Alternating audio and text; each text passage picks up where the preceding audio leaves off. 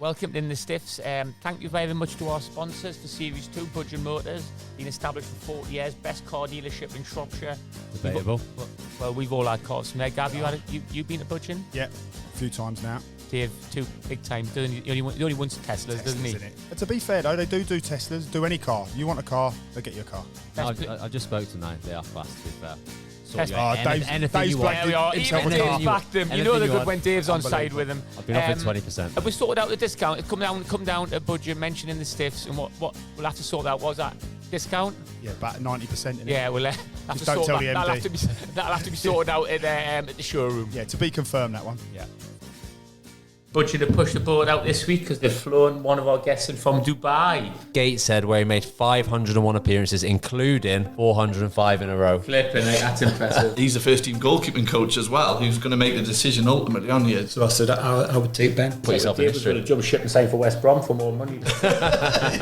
So my claim to fame is that Alan Shearer has dropped me off at school. Got to the age of 30 and decided that I'd had enough. The goalkeeper doesn't come for a cross. The manager will turn at the goalkeeper coach and say, "Why has he not come for that?" Yeah. And the goalkeeper goes like, I was one of 10 people who got released to pay for Kevin Keegan coming as a player. He said, no, I am the best goalkeeper at the school. Brilliant. Said, no, you're not. Do one more. He goes, "Lads, just listen. It makes a different noise when I hit it." Basically, Tim Krul's your new son. Craig, love you. Best centre forward I've ever seen. Quick, getting in behind, lovely. And then he'd turn to me and go, what a sell. When he first came, he couldn't remember my name, so he used to call me Goalkeeping Lad. So he'd say, this is Ben, and this is Goalkeeping Lad. This is Goalkeepers Union though, isn't it? I was still heartbroken about Newcastle. Saved 3 penalties in the penalty shootout. I still lost.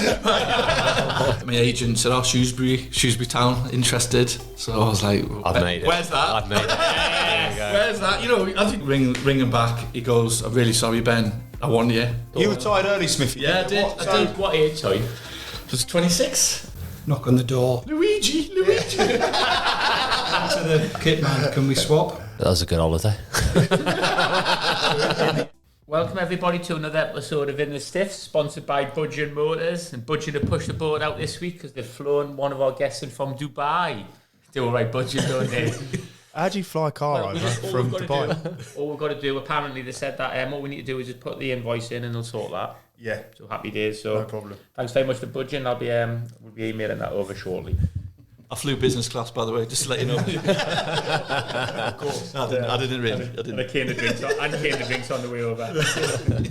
Right, we've got 2 guests today. Two guests. That's never happened, that. Push out the boat, didn't we? Yeah, it's a bit different to usual. So we got Simon Smith, signed professional for Newcastle in 1978, moved to Whitley Bay and then on to Gateshead where he made 501 appearances, including 405 in a row. Flipping it, that's impressive. Fantastic. That's outrageous. That's looking after yourself, that's keeping yourself right. No injuries. Put that in context to be difficult, wouldn't it? 400 odd in a row. That's crazy. No injuries, no... Well, we'll come on to that in a minute. Yeah. And now Vice President of Gateshead. And then we're joined by his son, Ben Smith, a goalkeeper who last played for Southport, made senior appearances in the Football League for Doncaster Rovers and Lincoln, and was a part of the Shrewsbury Town squad which won promotion from League 2 in 2011-12. And nice. Unfortunately, just for the listeners, there's now 5 of us, and we've only got 4 microphones. The money hasn't kicked in yet. When's the sponsorship come and do for budget? Me and Dave voted to get another one, but Sam's too tight, so we couldn't do it. So if it sounds a bit echoey, that's the reason. Yeah. But our guests have got one each, so that's the main thing. Be all right. Yeah. You might hear a little bit less of Wits is Gav, in here, unfortunately. But he normally pulls it out of the bag, doesn't he? Yeah, me and Gav are going to share, so it would probably be a good thing. But we'll still end up. Might be a couple of scraps in the middle of it.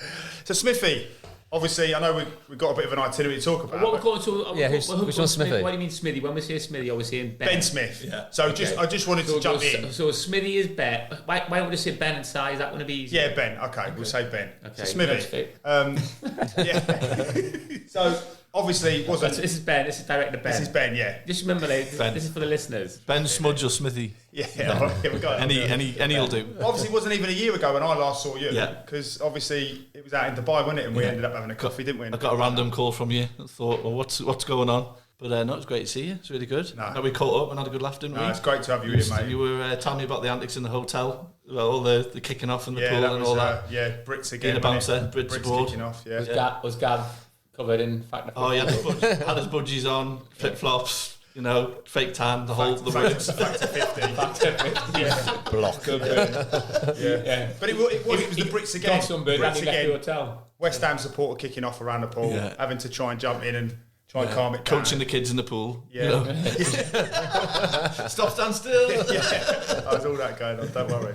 So, obviously, who's directing this at now? Both of them. You Both go of them. for it now. Go on. So- First question, big one. Number It is a one. big one. Obviously, Gav's gone through the script, hasn't he? Goalkeepers. I've gone through the script. I just wondered who we're directing at. But just in terms of keepers, obviously, Simon, you've worked with a plethora of amazing goalkeepers, and you've worked as number two as well.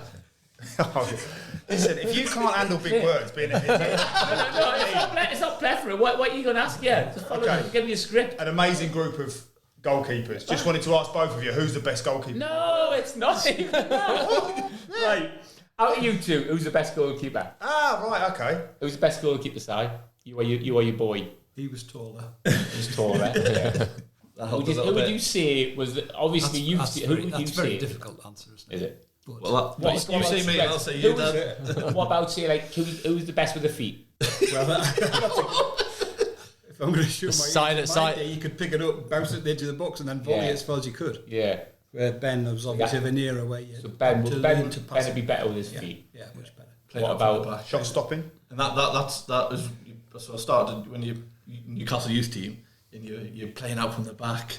You can't play over the halfway line. You've got to play out from the back. Look for your centre half or your right back, and then you go on loan or you leave Newcastle, and it's like kick it as far as you can.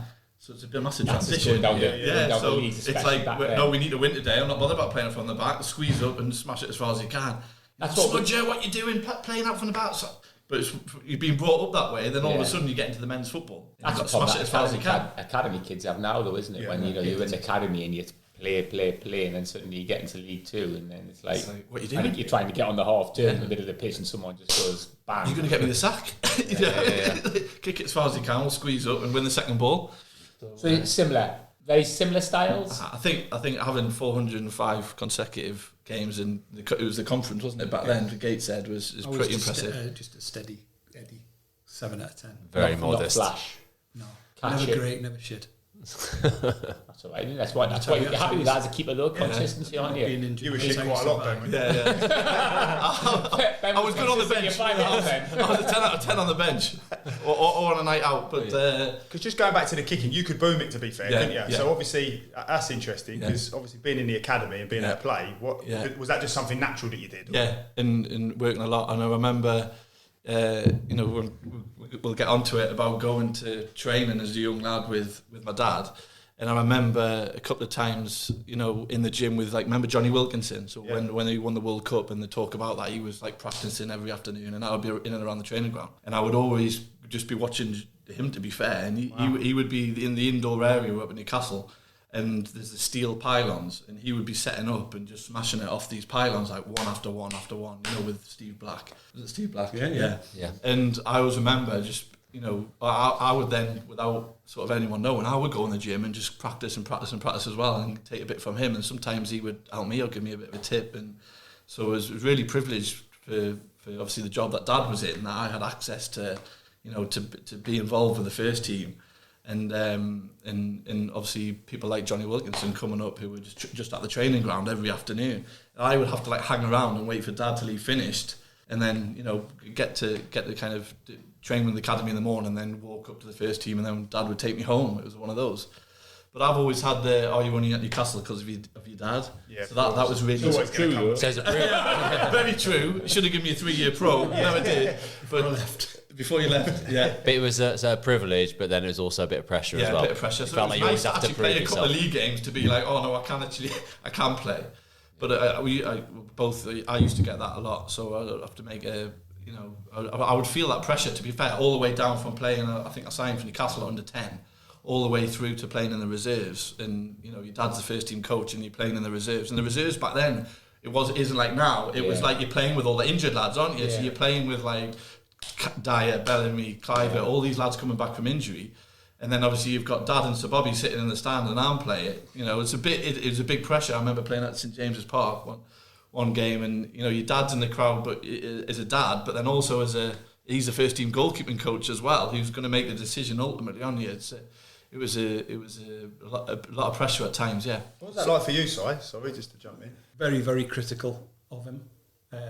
Shay Gibb and Steve Harper at the time, John Carell's, and they actually used to say to me, "He's far too hard on him. Far too hard on him. You're just picking up on everything." And then we had the classic. We had a we had a conjunctivitis outbreak after pre-season, and Shay was suffering, couldn't see. John Carell Tony Cagle was actually at the time, couldn't see. So we had Steve Harper, and we had to pick a young goalie to go to Celtic for a friendly. Quite ironic now, but so there was Ben and a lad called Adam Bartlett, who now does my job at Newcastle United. Right. And so Bobby said to me, "Who would you take?" Oh, wow.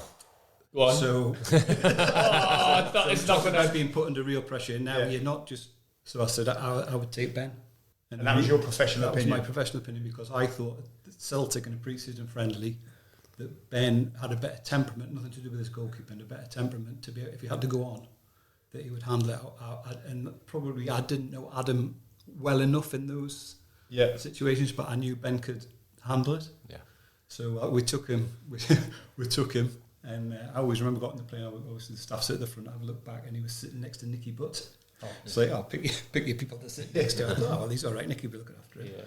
And then in the game, in the warm up, I must have asked him 50 times if he was okay. And in the end, he said, "Dad, just shut up. I'm okay." Yeah. I was the one who was suffering. He was just getting on with it. And then Steve Harper came for a cross, and he got clattered. He went down, and he was like proper down. And I said to Ben, "You need to go and warm up," and it was like. What were you like though, Ben? I loved it. He's all right. I was loving it. It's You're like Dad's suffering. nervous. It's crazy. You've gone from making that decision from a purely coaching perspective, and then all of a sudden your son has to go on, and then you're a father straight away. You think, "Oh no, First thought. just want him to do well." Just the nerves. But to be fair, Harps, he got up, and I'm not sure whether he did it on purpose actually.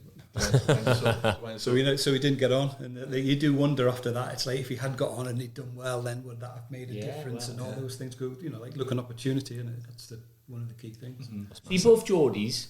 Yeah. You're both Geordies, aren't you? So you're Whitley both Bay. Newcastle fans and everything. Yep, of course. from Yeah, young I age. never thought I was a Newcastle fan. What do you mean? I just You never really.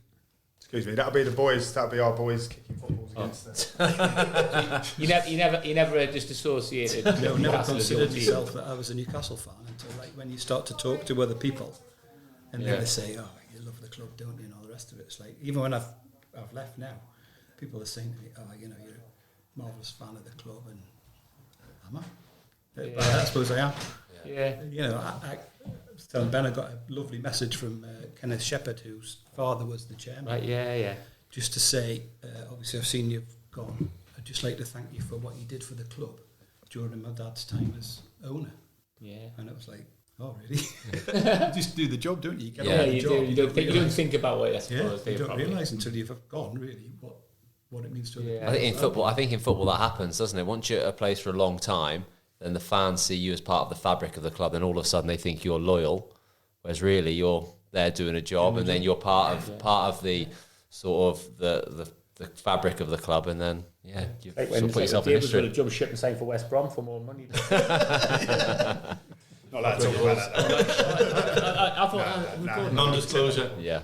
It was a great experience being, I remember going to, just as to watch the training, and then I got to the. So you started watching. I used to start going with Dad when I was like 10, 11. So when he first started going, when they trained at Chesley Street, and he got the job with Ruth Hullen, I would go with him, and then I would be like, okay, you can stand next to the pitch, and then next thing I'm collecting the balls in. The next thing I'm in with them after getting my scran, and then and then I developed, obviously kept playing, and then it was nice eventually then to be able to eventually join in like 15, 16. Yeah. It would, I got the privilege of like we're short of a keeper, right? Ben, you're coming up from the academy and you can join in. So the lads and the experienced lads, like Gary Speeds and your Shay and Harp's like proper arm around me, looking after me and obviously trying to develop me. But fantastic experience. And I would be ball boy, Champions League night, ball boy every game. Then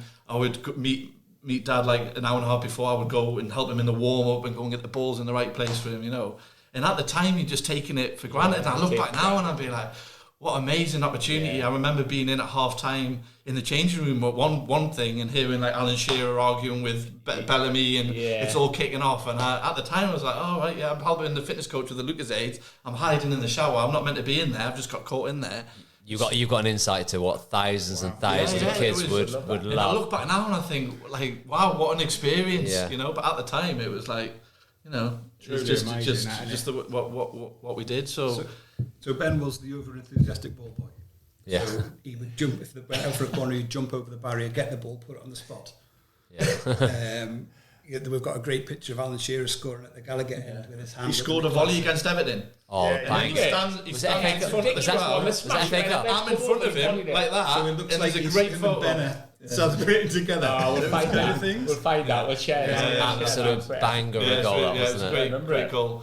And then got to the point where I left at 15, 16. I was sort of one of the first ones that now, obviously, they leave school early and you go have your off days and go and train with the academy or the first team. I was sort of the first one in Newcastle that did that. So I left school in my last year. I actually didn't complete my GCSEs. I've only got 2 GCSEs. Why do your parents make it? That's terrible. I know, yeah. So you were saying before about, I remember I would go in train with the first team in my school uniform, in my Whitley Bay High School, my shirt and and having breakfast. And then it was a really strange time. I'm going in for breakfast and I'm in early because Dad's in early. Alan Shearer's in early. So before training, I'm like just randomly having breakfast with Alan Shearer. With his hero. My hero. But then I'm training, and then I'm doing some penalties, wanting some penalties, and I'm like the Joey keeper that has to do all the penalties. And then after I would get the metro from Benton Training Ground to school like most days. So then I'm in like 3 hours later a science class. So you can imagine where my head was at. I'm a first team player at Newcastle here, then going in to sit in a science class. It was a big realistic. And then I would have the odd day where the lads would see me walking to the metro, pull over, and be like, Ben, jump in. Do you know what I mean? So my claim to fame is that Alan Shearer has dropped me off at school. Do you know what I mean? So your mates must have been. You can imagine the girls as well. Come on then, girls, line up, girls. Al, not now, Al. Leave me, Al. I'll go to school. Sorry, you've got Alan ringing me again. You're embarrassing me. Take this call, girl. Alan, you're embarrassing me. So it was fantastic. And then like the Champions League nights of being able to ball boy with that music on, playing the Champions League, and it's the second best thing, I suppose, because you've got the players on the pitch. The only other people on the pitch are the ball boys. And I remember they wear like the oversized bib. It was like triple XL. And you're waving the flag. To soak up that as a young lad was amazing. But like I said at the time, I took it for granted. But now I'm like, wow, what was really privileged to do that. Class. So, sorry, just coming on to you then. Obviously, 501 games for Gateshead. How did it come about then after that? How you got into coaching? Got to the age of 30 and decided that I'd had enough. So you played 501 games before the age of 30? Wow. So I left. It's not a bad achievement, is it? Started at 4. -3. That's not bad, is it? So I did the classic non-league thing. I played for eventually went to Gateshead, worked in the sports shop in North Shields. One day, Mrs. Smith said to me, "You're wasting your time. You're going nowhere. You need to get some kind of education." Because like Ben, I left at 15 and went straight to be an apprentice. Yeah. So at the time, there was a guy playing for Gateshead called Dave Houlston. He was the head of sport at Northumbria Uni. Not quite sure how he managed to get me in, but did, on my experience of playing and all the rest of it. So left the shop, went to do a degree. Dave Parnaby was the manager of Gateshead, who has been at Middlesbrough since, doing all of his stuff. Gave me a 3-year contract to see me through university. So I got a grant, got paid to play for Gateshead, obviously. Got 2 years into it and failed. So I was like, right, okay. That's quite what I saw coming. So failed. So they said, right, you're going to have to, at the time, that was it. There was no way back. So in that year, it was a year, I went to the football development scheme in Newcastle. A guy called Barney Jones said, look, we've got nobody for goalkeeping. If you want to do goalkeeping, it's yours. But there's no pay. So I said, yeah, I'll do it. Not a problem. And also, by that time, John Carver, who had also played for Gateshead, he'd been an apprentice with me at Newcastle, had started working at the academy, or the Centre of Excellence. He was Centre of Excellence director. So he said, "Si, come and do the goalkeeping for me. 10 quid in an envelope out of the back of a car." I shouldn't say that. That was the era. So I started to get involved, and then all of a sudden, the FA then started to do some goalkeeping excellence program because they had the national squad. So I got involved in that, did the northern region of that. So all of a sudden and then set up also Simon Smith Goalkeeping, my own goalkeeping schools, if you want, camps, whatever you want to call it. Was this all together? So you were doing the So work in at that year I was Newcastle, off. little bit for the FA, and then your own. That was sort the of stuff. slices of a pie, classic education really in my day. And then one of the lecturers, after about a year, the following summer, rang up and said, "Oh, they've changed the procedure now. If you'd like to, you can come back because you've got enough points." So they went from a pass or fail exam to collecting points. So they say, "Oh, you can come back." I said, "Oh, great." So the only problem is you can't get the honours bit. You just have to do a dissertation. So I said, quite blasé, I'll write a goalkeeping book. And they were like, "Oh, yeah, right, okay." So the last year, I carried on doing the coaching, got more and more involved, and then Mervyn Day, he worked for the FA, he got the job at Carlisle with Mick Wadsworth. So he said, "Look, come and do something for me a couple of days a week." So I went to do that. That was my first venture into full-time football. And then finished my degree off and wrote a book on goalkeeping. Wow. So and got it published by the then National Coaching Foundation. So by the time I'd finished, I had Simon Smith Goalkeeping going nicely, sponsored by Adidas. I had all my other little bits and pieces, and from an education point of view, it was wow. Yeah. Because I'm working with like little Johnny, and then to be fair, Tony Cake, who I later took to Newcastle. So it was a real jobbing goalkeeping coach, but that's what it was like. There was a lot of us doing the same kind of thing, like Eric Steele, Fred Barber. There was were doing that. That was the way of the world. We'll share that book anyway and get your sales up. I'm not even sure it's in circulation. Check out Amazon. So you haven't got the ebook out yet, then. That's hopefully going to be that'll be the next bit. And then, as I say, just carried on. And then got a little job at Hartlepool, doing Hartlepool United. I went to Wigan Athletic to do some coaching a couple of days a week. Still doing Newcastle all the time. And then 1998, I went to Sunderland. Ricky Sprague asked me to go to Sunderland. So what year was that then? So I think it was 98. 98. So 93 you went to Newcastle. Then you moved to Sunderland in 98. But I'm still doing Newcastle's Academy. So you did Newcastle and Sunderland at the same time? I did Newcastle's Academy. I did, as I say, Sunderland's first team. I did the FA because Went to Sunderland like a little mask. because Peter Reid thought I was the man from the FA. That's what he used to call me. "Oh, well, the man from the FA is in this morning," which was fine. But and again, what an experience with So you worked with some great people Peter there as Reid, well, and Bobby Saxton, Ricky Sprague, Pop Robson. Yeah, that was Great. I mean, was sitting all in that my office year. in the morning, getting your boots on and all the stories and all the rest of it. Yeah. Fantastic. Did you take to coaching straight away? Obviously, Yeah, coming out of yeah, football, did no, you just I feel think- natural? Yeah, I'd always had an interest in that side of goalkeeping, if you know what I mean. And I think it was a lot because in those days it was you didn't get any coaching. It was just like, somebody might come in. I can remember Willie McFall taking us at Newcastle, a former goalie, before he came back full time, and he eventually became a manager. But he would like come in the odd day when I was an apprentice. So you didn't really get anything yourself. So you had to find your own work really, and it was like what had been done to them, they did to you. So a lot of it wasn't actually goalkeeping; it was just like fitness. Yeah. What were the sessions like back then? Then the goalkeeping sessions. Well, it was like repetitive diving, wasn't it? If you can remember, like, throw it in the top corner, dive after that, throw it in that other top corner, and then your trousers were down here. You couldn't get up, you were full of mud, your gloves were like green cotton. Everyone smashing the ball. Yeah. So how would your book stand up today then, Si? Because obviously you wrote your book back then. How would that stand up in today's world? Well, so I did a book, and then on the back of the book, I made 3 DVDs. What you don't realise at the time is that when you do those kind of things, you really are standing up for your principles. Yeah.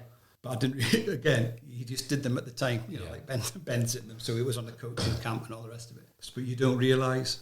But the funniest thing is, like, I've thought a couple of times, because that was 2005, I think. Yeah.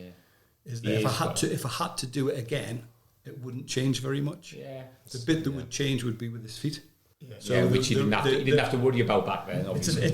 Goalkeeping is just a set of principles, and it really doesn't change from where you play. Or it's It's not like outfield play where there are so many different probabilities, possibilities, things happen in the game which are just like, that's why I've never ventured into outfield coaching, some of it. Because but with goalkeeping it's very simple.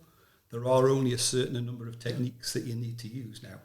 Obviously, as you get higher up, you need to do it a lot quicker and you need to be more consistent and all that type of stuff. But the principles of it don't change. So as I say, when I did the books and the video, the video and the book, like I say now, they wouldn't change. The only bit that would change now. I've gone back to work for the FA now, and they're saying to me, it's all about defending the space, playing out from the back, defending the space, defending the area, and they've got modern terms for it. So I've sat there, so he's gone through the whole thing, and I said, so what you mean is goalkeeper in the game, sweeper, keeper, that kind of thing, work in the D. They just changed the terminology. And I found that, because I've been doing it so long, I found that's the people try to reinvent the wheel. The other bit about that is that I've probably had two of the best teachers, two best coaches and best teachers in Sir Bobby Robson and Rafa. And when you see people at that level being able to do what I do but with a team, that's when you think, right. There's another level to it. Yeah. What about us then? You're saying about it's not different in the keepers now, but keepers don't catch the ball now, do they? In the same way, there's a lot of like punching the ball and they push it away, and that are they not coached differently to do that now, to punch and push? Whereas back in like 20 years ago, you'd catch it, wouldn't you? Now it's parried all the time. So you've got if you were being honest, you would say that the influence from abroad's massive. Yeah. So the catching thing teaches the goalie to punch it properly. Well, why, if you can catch it, why are you going to punch it? The spreading and blocking thing, which has gone completely over the top. Peter Schmeichel brought it in a little bit. He was good at it. Now they've taught people to do it, but they've not taught people why. Yeah. So you get people running out, doing the shape, not close enough, too far away, and people roll the ball down the side, and they look like this. I see it all the time. They see it all the time. But then you get people like Alisson, Liverpool, who are very good at it. Get close enough, big, know which way to spread, which need to put down, all the rest of it. But because it's been taught, but it's a bit of I'm not saying it's a fad, because it is a technique that people use, but it's used in an effective way a lot. Yeah, but as I say, people, I think it probably came from Spain originally, and it'll probably come from handball, because goalkeeping is quite boring. People go and look for other sports and think, hey, that'd be good.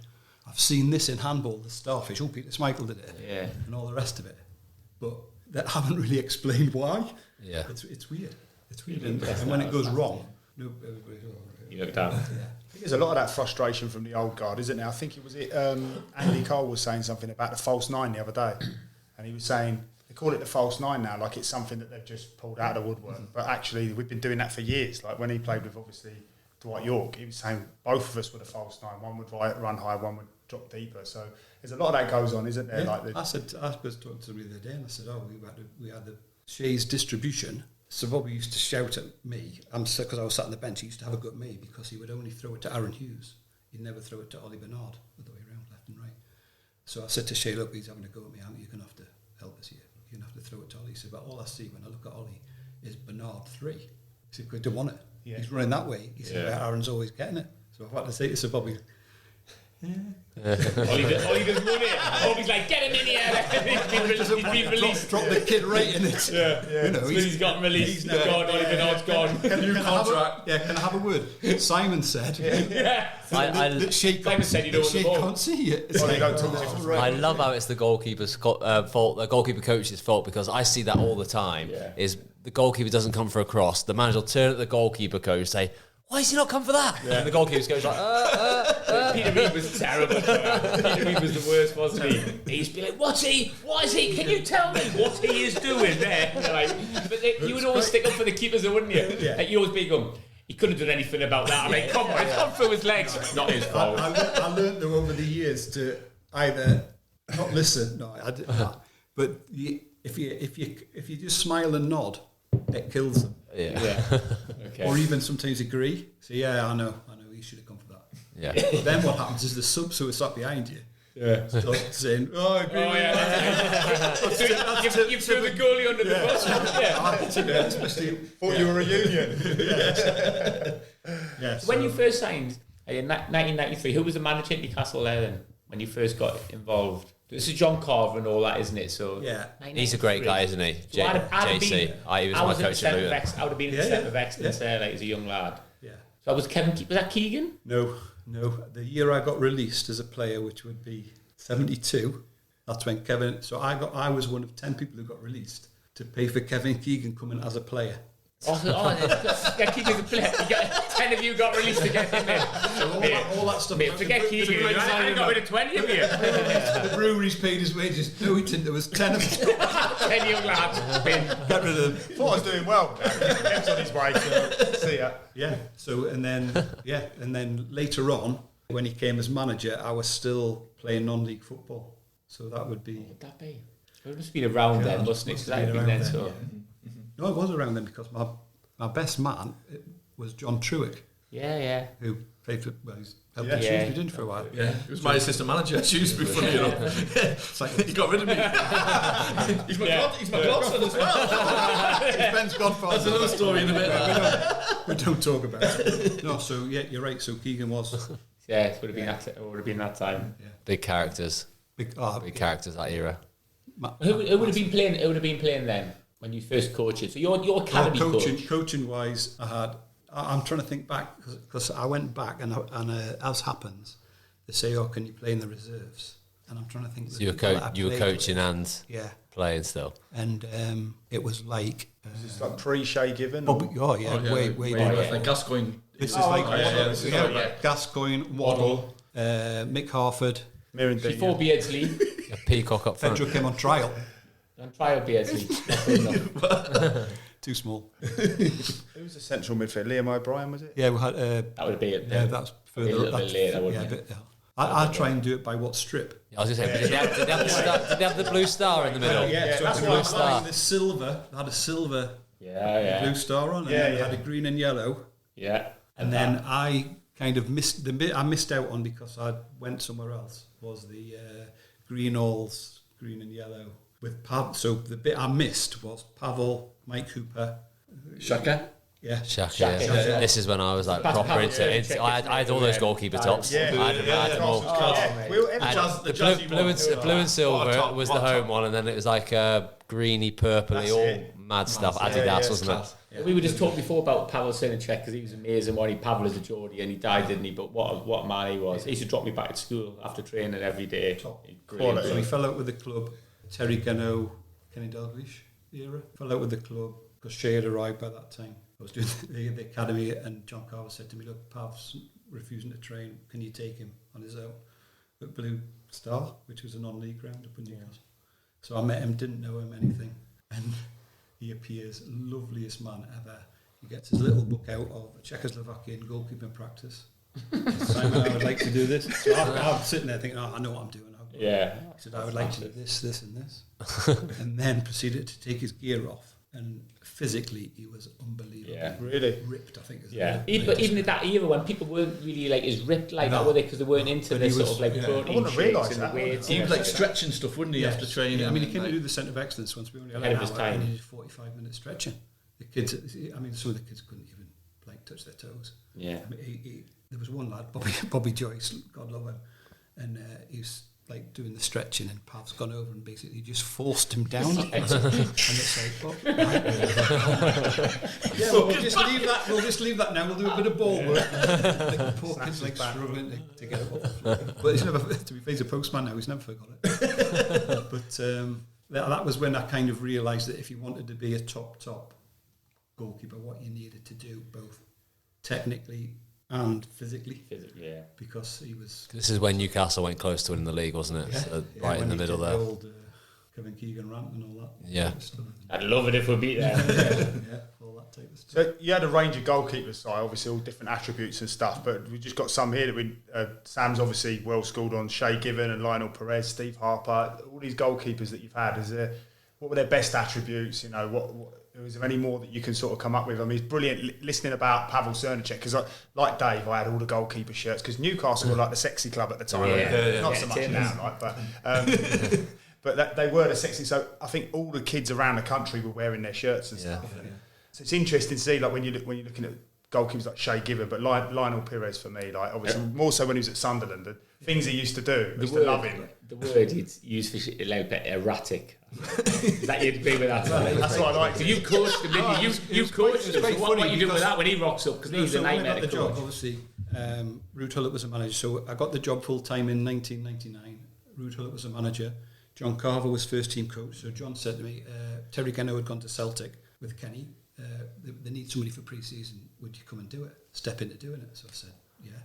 I knew that he was trying to get Ed de Goey and Dave Besant, but Dave Besant had been at Newcastle, had a bad time as a player. Yeah. Ed de Goey, obviously one of his Dutch mates from Chelsea, didn't want to come that far north, I don't think. So anyway, Smith's third choice. Third choice, but hey ho. Yeah. So I've got Shea Given, Steve Harper, and Lionel, and it wasn't the easiest to work with. I'll put it that way. Lionel now. But so one day I thought I'm going to have to deal with this. So I said to him, Lionel, obviously the other two are the first two. Ultimate professionals. Yeah, he said, and I said, so he said, no, I am the best goalkeeper at this club. Brilliant. I said, no, you're not. I said, no, Simon, I am the best goalkeeper. I wish I could do a Fridge accent because he had like proper, broken English You kind can do of. one, Sam, can't you? Gav can do one. Gav can do one. So we start about that. He, I've kind of gone on a little bit, and he's convincing me. I am the best. I am the best. You've walked away, so I going, I bet he's the best. Yeah. So that was him. So what I did was I used to listen to that. Like he used to listen to those tapes, didn't you? I used to travel in with him a lot. It's Sunday, and he used to listen to the tapes, like motivational tapes, all the time. So he'd probably, be a certain. That's where I went wrong. That's where I went wrong. he genuinely believed, as I say, that he was the best. I said, no, you're not. So in the end, what I did, because he was a bit disruptive in the sessions, but in a not in a bad way, a nicer way, I brought somebody else. I got an assistant. So I got this Adam Clementson, who's called, was starting off in his coaching career. And I got him to come in on a... Oh, so you've been Lionel off with the assistant. So I did. I'll be honest. I did, because he was just spoiling the other two. And the other two were... Well, I thought the other two were counted until the day Ruud said to me, I don't rate either of these two. Go and find me somebody else. That's what Ruud said about Shea Given and Steve Harper. Yeah. Two good goalkeepers And I then was as like, well, weren't they? right, okay. So I just started full time, and the manager's God, by the way, the best player I've seen ever. I've got to be honest. I've seen Gaza, I've seen Chris Waddle, but this top player, Ruud Hullet. Oh. Top. Not managing, might not be, but Just joining in training. he could play in goal, and he was fantastic. He was so happy. He didn't use his hands. There's people like shooting from the edge of the box, and you're thinking, and he would just bring it down. A bit demoralising. But He's massive as well. But at the isn't he? time, as you're alluding to, I think later on, there's some big hitters, by the way. So he's got Shearer, he's got Stuart Pearce, he's got all these people play it, like shooting at him, and he's giving it all this. not using me hands. Try harder out. Try harder on, by the way, not play next week. Because you can't score past it. But it's like, so that was, in, I think the second week he sent me on a scouting trip to Belgium to watch this goalie play. De Flicker he was called, met by the agent, never been into anything like that. Kind of, the blokes nearly man-marking me at the game. What do you think? All that type of stuff. And I've got to go back to the hotel, and I've got to ring Ruud. So we're like Simon Smith, the Gateshead goal, he's now ringing Ruud Hullet to say, I think he's quite good. He looked all right to me, he's quick. And anyway, so I said my bit, and then I've flown back the following morning, and my wife Lucy came to pick me up, driving home, gone past the news agents, and there's the billboard thing outside, and it says, Newcastle bid £1 million for De Vliet. Oh, It was like, I've just spent £1 million with the club. You better be good, mate. You better be good. Do a job for me, please. After 90 minutes. You won't be betting the Gaffering goal. On a one look in a game where he didn't have much to do. So anyway, cut long story short, he didn't come. I'm not sure why he didn't come. Well, I have my suspicions, but I don't think he didn't come. So he said, look, he's not coming, you need to go and find somebody else. I'm bringing this lad over from Holland, John Carrells. So Big John appeared. He said, you've got this afternoon to work with him, and you need to say yes or no. So we need to see, I said, we need to see him play when we've got time. So this is the week before the season started. So To come in as number one, you thinking, Yeah. So took him, went through everything. Basic handling, shot stopping, crossing, distribution. all in one afternoon. The bloke was like, anyway, Big John, loveliest man you could ever think. I'm not being disrespectful, but he came to Newcastle United, he signed a 3-year contract, played 3 games and went home a millionaire. That's really his story. Oh, he did. So I said to him, the first game with Southampton, I said, what we all wish for. I said, look, John, this is something you've never... Simon, I will be... Because he was a little bit older. I think he was probably 30 when he came. He said, not a problem. I think you're going to get the shock of your life here. Played Southampton. I think we were 2-0 down after about 10 minutes. And to be fair to him, because he's like looked over and... Is that a bit poor from Rude though, isn't it? Sure, you get warm. Having to put that on you, Si. You know what I mean, having to put that on you, look, he's got half... Like, that's pretty amateur, really, isn't it? It's a test, isn't it? Yeah. And that's something else that I found with managers. You've probably been managers. Is having trust in your staff. Yeah. I didn't probably quite see it at the time. I didn't really see it until Sir Bobby came. And then... So John Carell's came, and then Shane Hobbs were also injured at the time. So we got another couple of people on trial, a lad from Germany. But then we got Tommy Wright, which you had. Tommy Wright on loan from Man City. Oh, yeah, We'd obviously been at Newcastle. Yeah. Yeah. Great, and he played in the... When Rude left Alan out, Tommy Wright played. Yeah. Tell us, let's not just skip over that as well. So Rudd Hullett, obviously the manager, and then Newcastle were playing Sunderland in a local derby. Yeah. And this is what got Rudd Hullett the sack. And Rudd Hullett left out Alan Shearer, and he left out Duncan Ferguson, didn't he? And he played, I've forgotten his name now, the young kid who played centre forward. Paul Robinson, young lad. I know, yeah. Like, and he played him up front, didn't he? Then they lost the game, and that was him. It's raining, isn't it? It's raining. And he was stood in the dugout. Ferguson in the dugout, and you're looking there, you're going... I think Alan's sitting next to you, though, isn't he? Because I was new. I didn't know what my position was in the dugout. Always a little bit of a... Oh, right. Is that a bit political? So I was actually stood outside the dugout and got soaked. So there's pictures of, like you say, Duncan and Alan standing at the back of the road, leaning against Steve Clark and all the rest of it. And there's Smith drowned. Tell us how that scene comes about then. How was Rudd Hullett breaking that to them? The best way I can describe it was many years later, I'm on a flight with England under 17s going to, I'm going to say, Estonia, somewhere like that, and I'm sat next to Stuart Pearce, who was then the under 21 manager. Yeah. Don't know him very well, but obviously legend. So I said, Stuart, you played for Newcastle, didn't you? And he went, yeah, I played. I said, what year was that? He said, 1999, 2000. I said, I was there. He said, I know. So I said, I'm not being disrespectful, Stuart, but I can't remember you.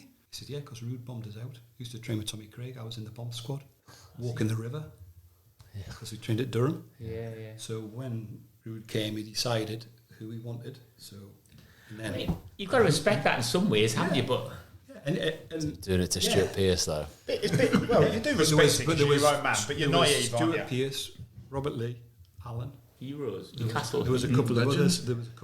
I don't want to criticise Rude Hullett, but that for me as a manager, that feels a bit naive because surely the first thing you do is try and get those experienced lads on board. Sounds like he wants to be the alpha male, trying to stamp his authority. Personality. Yeah, Rudd Hullett, massive. Yeah. But as I say, the best I've seen. What about the person? He brought himself on at Reading away in a friendly. We were 2-0 down at half time. Brought himself on. Couldn't walk. Not fit. Yeah. He played as sweeper. Oh my goodness. we drew 2-2. It was just, and when you say, in my time, I haven't seen many people run a game. I've seen Rude run a game. I've seen Stephen Gerrard in his pomp run the game himself. Yeah. There's not many that I've seen, but he just had that ability. It was unbelievable. Just pass it, give us it. Pass it, give us it. Pass it, give us it. Dave's ran a few games in this time, to be fair. Yeah. I've ran around. You ran last week, mate. I ran around the game. Yeah. But Sam's just saying, what was he like as a person? Obviously, brilliant footballer, even when his legs are gone. But what was he like as a person? I can't speak as a staff. Terrific. So there was Steve Clark was assistant, John Carver, myself, a lad called Paul Winsby was his fitness coach, and him. And as a staff, great, really nice man. Not so much the aging players. That was it. The bit that he probably couldn't handle was if you weren't as good as he was, which is pretty much everybody. Yeah. So deal with that. And I kind of I do understand it. I find it hard because I was never a top player. But if you've been a top player where the games maybe come easy to you, and things you do it automatically. Be like Gaza, similar kind of things. Like, Paul, why are you doing that? I've got no idea. I just thought it was a good idea. But that was what he was like. He got so frustrated because the lads couldn't do what he was asking. Yeah. He said, "Let me show you stance." And just like he was saying before, just ping the ball from one end of the goal to the other. Yeah. He would just step on and with his just do that, lads. It's simple. It's simple. That's all I'm asking, and it's like we can see the lads. I'm not going next. No, it's not. You were saying a little bit about Yap Stam, Dave, weren't you? Yap Stam and Dean Saunders as well. Dean Saunders. Yeah, both of them were joining training, and they were that good. And when they explained something, they would just do it themselves, and it would be perfect. Yeah. And they're looking at us. But championship players are still not a bad level, but you just know you can't do what they're doing. Like always, I think I've told the story. Dean Saunders, technically. Yeah, like we're doing shooting with Dino, and the balls are going everywhere. I think I've told this story before. The balls are going everywhere. Like, hang on, give me a go. We're doing the one where someone's clipping the ball from behind the goal to the edge of the box, and you're trying to hit it first time on a volley, and the balls are literally going everywhere. Comes to Dino. This is how you do it. First one, bam, right in the corner. And then he goes, go on, do one more. He goes, lads, just listen. It makes a different noise when I hit it. Bam. He does it again, straight in. You can't. I had Dean at Newcastle in the reserves when Souness came. Yeah. And he would be every afternoon, your Milners, your people that want to do extra, and Dean would be out there, and he would be one of the best finishers still. Oh, unbelievable. Really technical ability, like, wow. It's funny man as well. Funny man. Yeah, funny man. Yeah, funny guy. You either love him or you hate him, though, I think, with Dean. Yeah. Who was, going back to when you see your dad's coach, who was your favourite goalie at that point? Who did you Shay Given was my hero. Do you know what I mean? So Shay was like, and then we would so Dad would sometimes take Shay in the afternoon at like the local Churchill playing fields at Whitley Bay. Like Michael Bridges would come down, Shay would come down. And then, so he was like in my car. Shay was and then obviously it was then a different relationship of trying to, you're never going to play in front of Shay Given, no matter if you were the best young goalkeeper in the world, you're never going to play in front of him. So, but just to watch his work ethic and watch how good he was. Try and take the good points from him. Yeah, take the good points. And then eventually in my last year at Newcastle, I got a squad number, I was in the team photo, it was proper for me. It was great to be a part of it for a bit of a short time. But yeah, Shay was my idol. Yeah. It's good to hear how good Shay was, because we'd done our five-a-side teams, didn't we? And Sam couldn't think of a goalie, and he forgot he'd played with Shay Given. Yeah. So he obviously didn't make too much of an impact. I think for Newcastle as well, every Newcastle fan or any people watching the Premier League at that era, Shay's been one of the best goalkeepers. Yeah, 100%. I think being a really, he was a top person, the one, so no one's got a bad word to say about. What was his? The dad was you were his coach for all that time. Yeah. So what was his work rate like? His work ethic, phenomenal. I've been really lucky that I've had two really good groups. So after the Root Ullet thing, and then Sir Bobby come, settled down, all the rest of it, and then obviously Shay, Harps, and John eventually went home a millionaire. And with a rucksack. See you lads, rucksack full of money. Full David Lloyd membership, excellent tennis player. Ripped up, smashed the gym, loads of money, brilliant. And then we needed another goalie, so I got Tony Craig because I'd worked with Carlisle, so Craig came, third choice, ideal. If you needed to play one game, great, but that was it.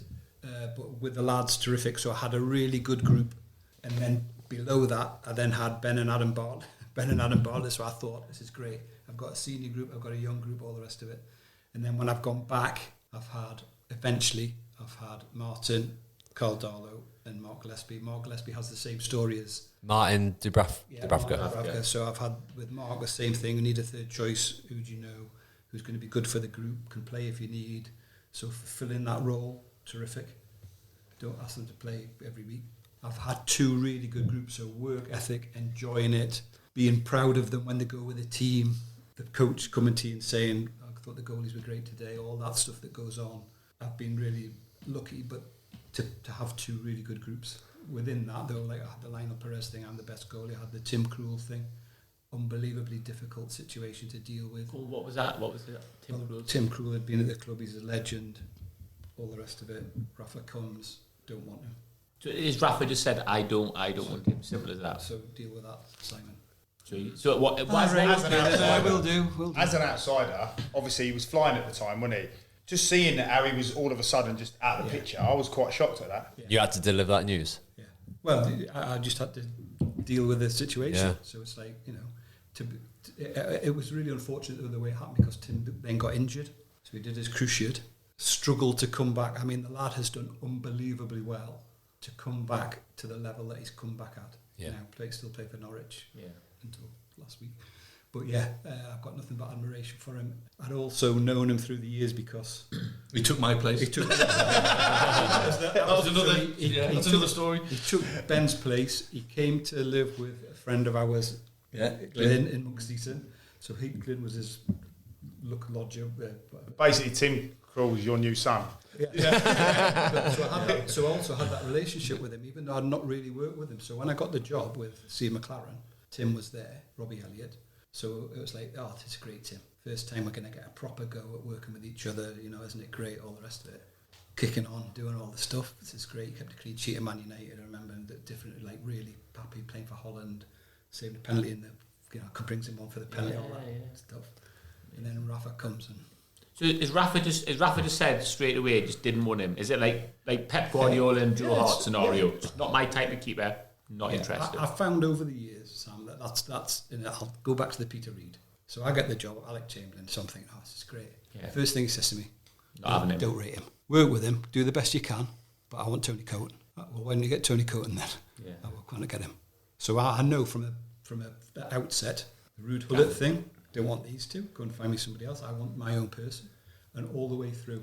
So Martin with Rafa. So eventually, as I say, Tim and Robbie, Tim goes first. As I say, not a nice situation. Sent him on loan, he's injured there. He went to Ajax on loan, not happy, they send him back. He then goes to, I'm going to say Vitason, but wasn't, it was somebody else. They send him back and then he goes back, plays, and then by that time it's like, he's gone. We've got Martin by that time, who is Rafa's. So it's like that thing of, and I understand it. If I was a manager, I'd probably be the same. I want somebody, and then it's been a struggle.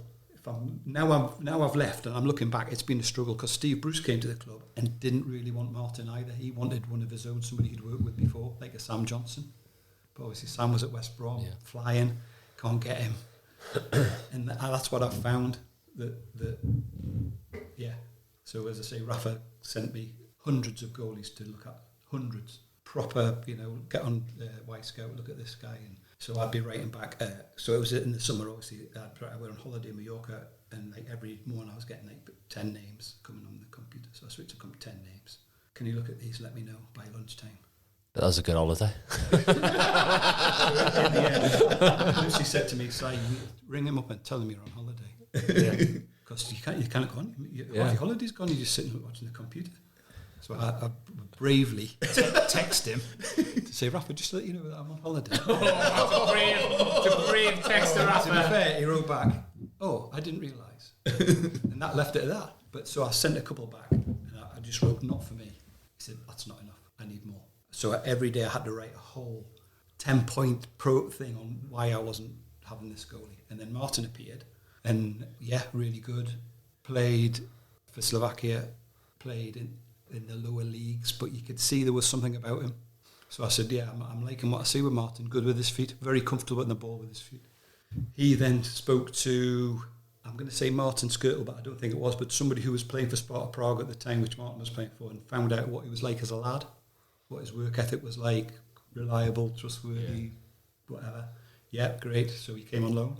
So Martin appears, and Carl Darlow's in the team. Carl was doing really well. After every training session, Rafa was saying, is he ready? Not quite up to the speed yet, Rafa. And he's like looking at me as though to say, well, it's your job to get him up to speed. Yeah, get him up to speed. And then it went on, and a couple of weeks went by. Was he a bit off it at that point? Yeah, it was too quick for him. Yeah.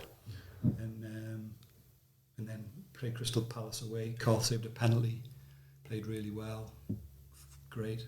And then through the week he's saying to me, he's ready, isn't he? So it's gone from is he ready to he's ready. Ready, I'm telling you. So it's like, I'll probably be here. Yeah. And then Man United at home, he said, and we play him Saturday.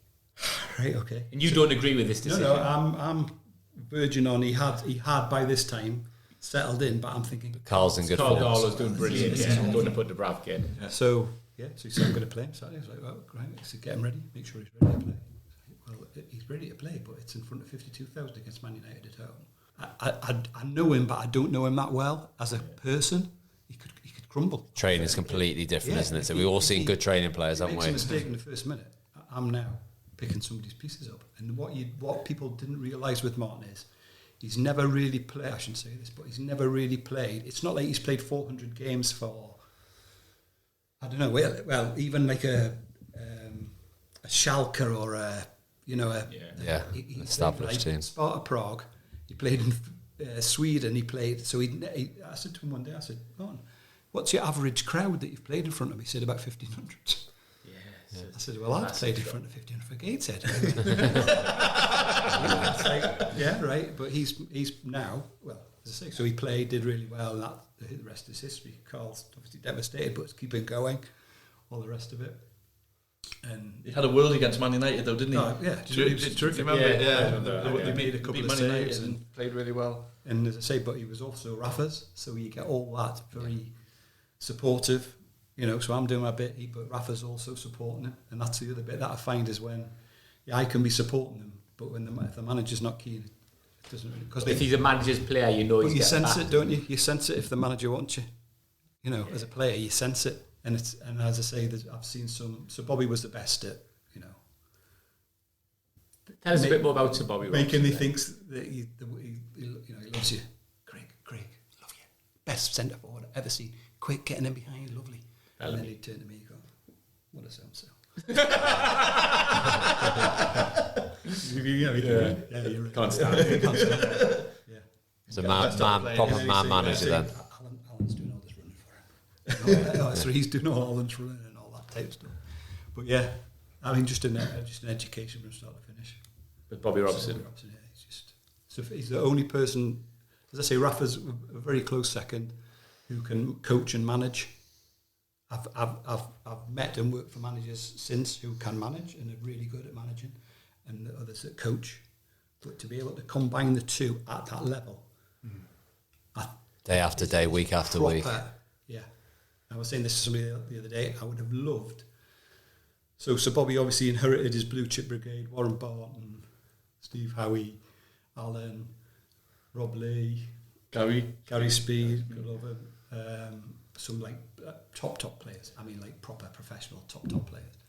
But then he started to see that they were not running as far, but he just knew himself. He didn't say like they do nowadays. Check his running stats. How far's he run? Yeah. He would just say. Bobby would know. He would just know. I mean, we played Tottenham at home, and we sat there and we were getting absolutely mullered. And Glenn Hoddle was a manager, but he was playing. And John and I are sat there, and it's like, this is going to be like a 4 or 5-0. Shea's probably, to be fair, made 2 or 3 really good saves, I think. So I've John's nudging us. Cyprus, we're going to get up to you. And so Bobby's obviously noticed that we're a bit fidgety, and he went, lads, don't worry, 10 minutes, it'll change. So I'm looking at John. He's gone. Don't know what game he's watching. All the rest of it, and lo and behold, 10 minutes. It changes, and we're on top, and we scored just before half time, and we're like sat there, and the game's gone. I was like, how does he know? Yeah. He just knew. Just a sixth sense about He football. watched that many games, and he was that experienced. He just knew. You And we played Arsenal. We were 2-0. It was on 12 o'clock kickoff in the FA Cup. Played Arsenal. In fact, I think John Carrells might have played. Or Lionel might have played, actually. And then we got 2-0 down at 12:05, and he went, Yeah, Lionel played. do you think if we went now, they would notice? And we were like, yeah, right, okay. And he went, well, it's 12:05, we're 2-0 down, we're not getting anything today, we may as well go. And for the rest of the time, he sat there, and it was like, yeah, you're right, we may as well go. We may as well go. And I said to John, if he gets up, I'm not getting up. So he just he did a thing, he did a talent ID thing for some cricket coaches. And the lady, a cricket coach, asked a question. She said, when you're looking for a top player, what do you look for? And I thought, this is going to be interesting, because I've never really asked him. And he said, and he sat there for ages. John and I, he sat like here, and he made John and I stand next to him, 2 kids. And I had a habit of finishing the set. If I thought he'd lost his words, I used to say what I thought he was going to say, and he'd go, "Yes, Simon." Well, that was when he remembered my name. When he first came, he couldn't remember my name, so he used to call me Goalkeeping Lad. So he'd say, "This is Ben, and this is Goalkeeping Lad, and this is Paul," and it's like, right, okay. So Goalkeeping Lad is my title. And so he sat for ages, and I thought, this is going to be really interesting. Is he going to go down the technical or tactical? He said, "I'll tell you how I do it." He said, "If you see an attractive woman on the other side of the road," he said, "you know she's attractive." He said, "That's how I do it." So I thought, Not a bad point, though, is it really? so like John and I are like, so it's, but to be fair, the woman, she's come back. She said, "Well, I was looking for a little bit more than that." I'm thinking, "Oh no, she's looking for more." So he said, "Well, you know, the way she walks and the way she swings her hips and the way her hair blows in the wind." And he went on with this whole thing about being an attractive woman. Yeah. I was like, "All right, okay." Yeah. And when he finished, everybody went, "Oh, yeah." What a guy. What a guy. He came to my 18th birthday as well once. So I was only 18 once, yeah. So I played. It's amazing for you. You're seeing, Honestly, you're like seeing all of this happen, aren't you? We played. I was playing in the under-18s, and we played. I remember the day because we played Newcastle under-18s. Newcastle under-18s. We beat Man United 5-1. They had like PK centre half, Fraser. What's his name up front? Fraser Campbell, Fat Campbell, like really good team. Went out, smashed them. Alex Ferguson was there, smashed them 5-1. In your face, 18th birthday, 18th birthday, buzzing. Back on it was in Manchester. Back on the bus, like all the lads were, we're going out. It's Ben's birthday, bit of a house party, and then you had like family round, friends round. All the under-18s were there, and then like Sir Bobby comes in, doesn't he? Like, and it's just like everyone's just like everyone's partying. And he just stops, and it's like, what the hell? Sir Bobby Robson's here. Thanks to Bobby, he's like, what a top guy. Do you know what I mean? Like, brought me a present, and I think I know my dad. It was hard for him to maybe talk about, but I know towards the end with Sir Bobby, my dad was very, very close to him, a lot closer than people sort of know about really. Like Simon, tell us a little bit about Bobby Robson, then, please. He obviously got the job. I thought he would bring Mike Kelly with him because he'd been his goalkeeping coach for England. Yeah. And then one day we trained at Chesley Street Cricket Ground. So, but he's come in, and you're thinking he's going to get rid of you. Yeah. Definitely. And then he just walking across. There was a reception. He walked across the reception. He said, "Oh, can I have a word with you?" And I thought, "This is it. I'm going to get ill. Thanks very much." I'm bringing somebody else. And we went in this little medical room, and he said, "I don't know you, and you don't know me, but I think we'll be fine together. So carry on." And that was the only thing he ever said to me about that for the next 4 years. Brilliant. Which was like, well, I do know you because you're Bobby Robson, but I get where he was coming from. And then after that, it was he was hard to work for. He expected the best from you and from everybody else. Good, like proper old-fashioned work ethic. But as I said before, his knowledge of the game and his experience was just an education, really, especially looking back. Had that he was a bit eccentric at times, and it was funny when you see the clips now of him doing his team talks where it looks like the red arrows flying out from a corner and all the rest of it. But the time was great, and what you realise was when we got in the Champions League it wasn't just in England, it was wherever we went. We played Barcelona in the Champions League, and I'm trying to think, it was somebody who, when you see them, you think, "Oh, that's a top player." Greeted him like Mr. cuddling them and everything. And you then realise I wanted Barcelona's best player. This bloke's a legend. Yeah. But so the game's going to start, and they've got in the tunnel at Barcelona, they've got a fence. So we're on one side and Barcelona on the other side, and they've got Patrick Kluivert was actually playing for Barcelona, and they had loads of people. And I've looked at the top, and so Bobby's in their side, but he doesn't realise. So I've looked at the top of the stairs, so it's Newcastle, Barcelona, and the top of the stairs, there's Sir Bobby, and he's in the wrong side because he's talking to somebody. But of course, now the team start to walk out, and he's like, you can't get through. So I waited for him, pulled him away. Yeah.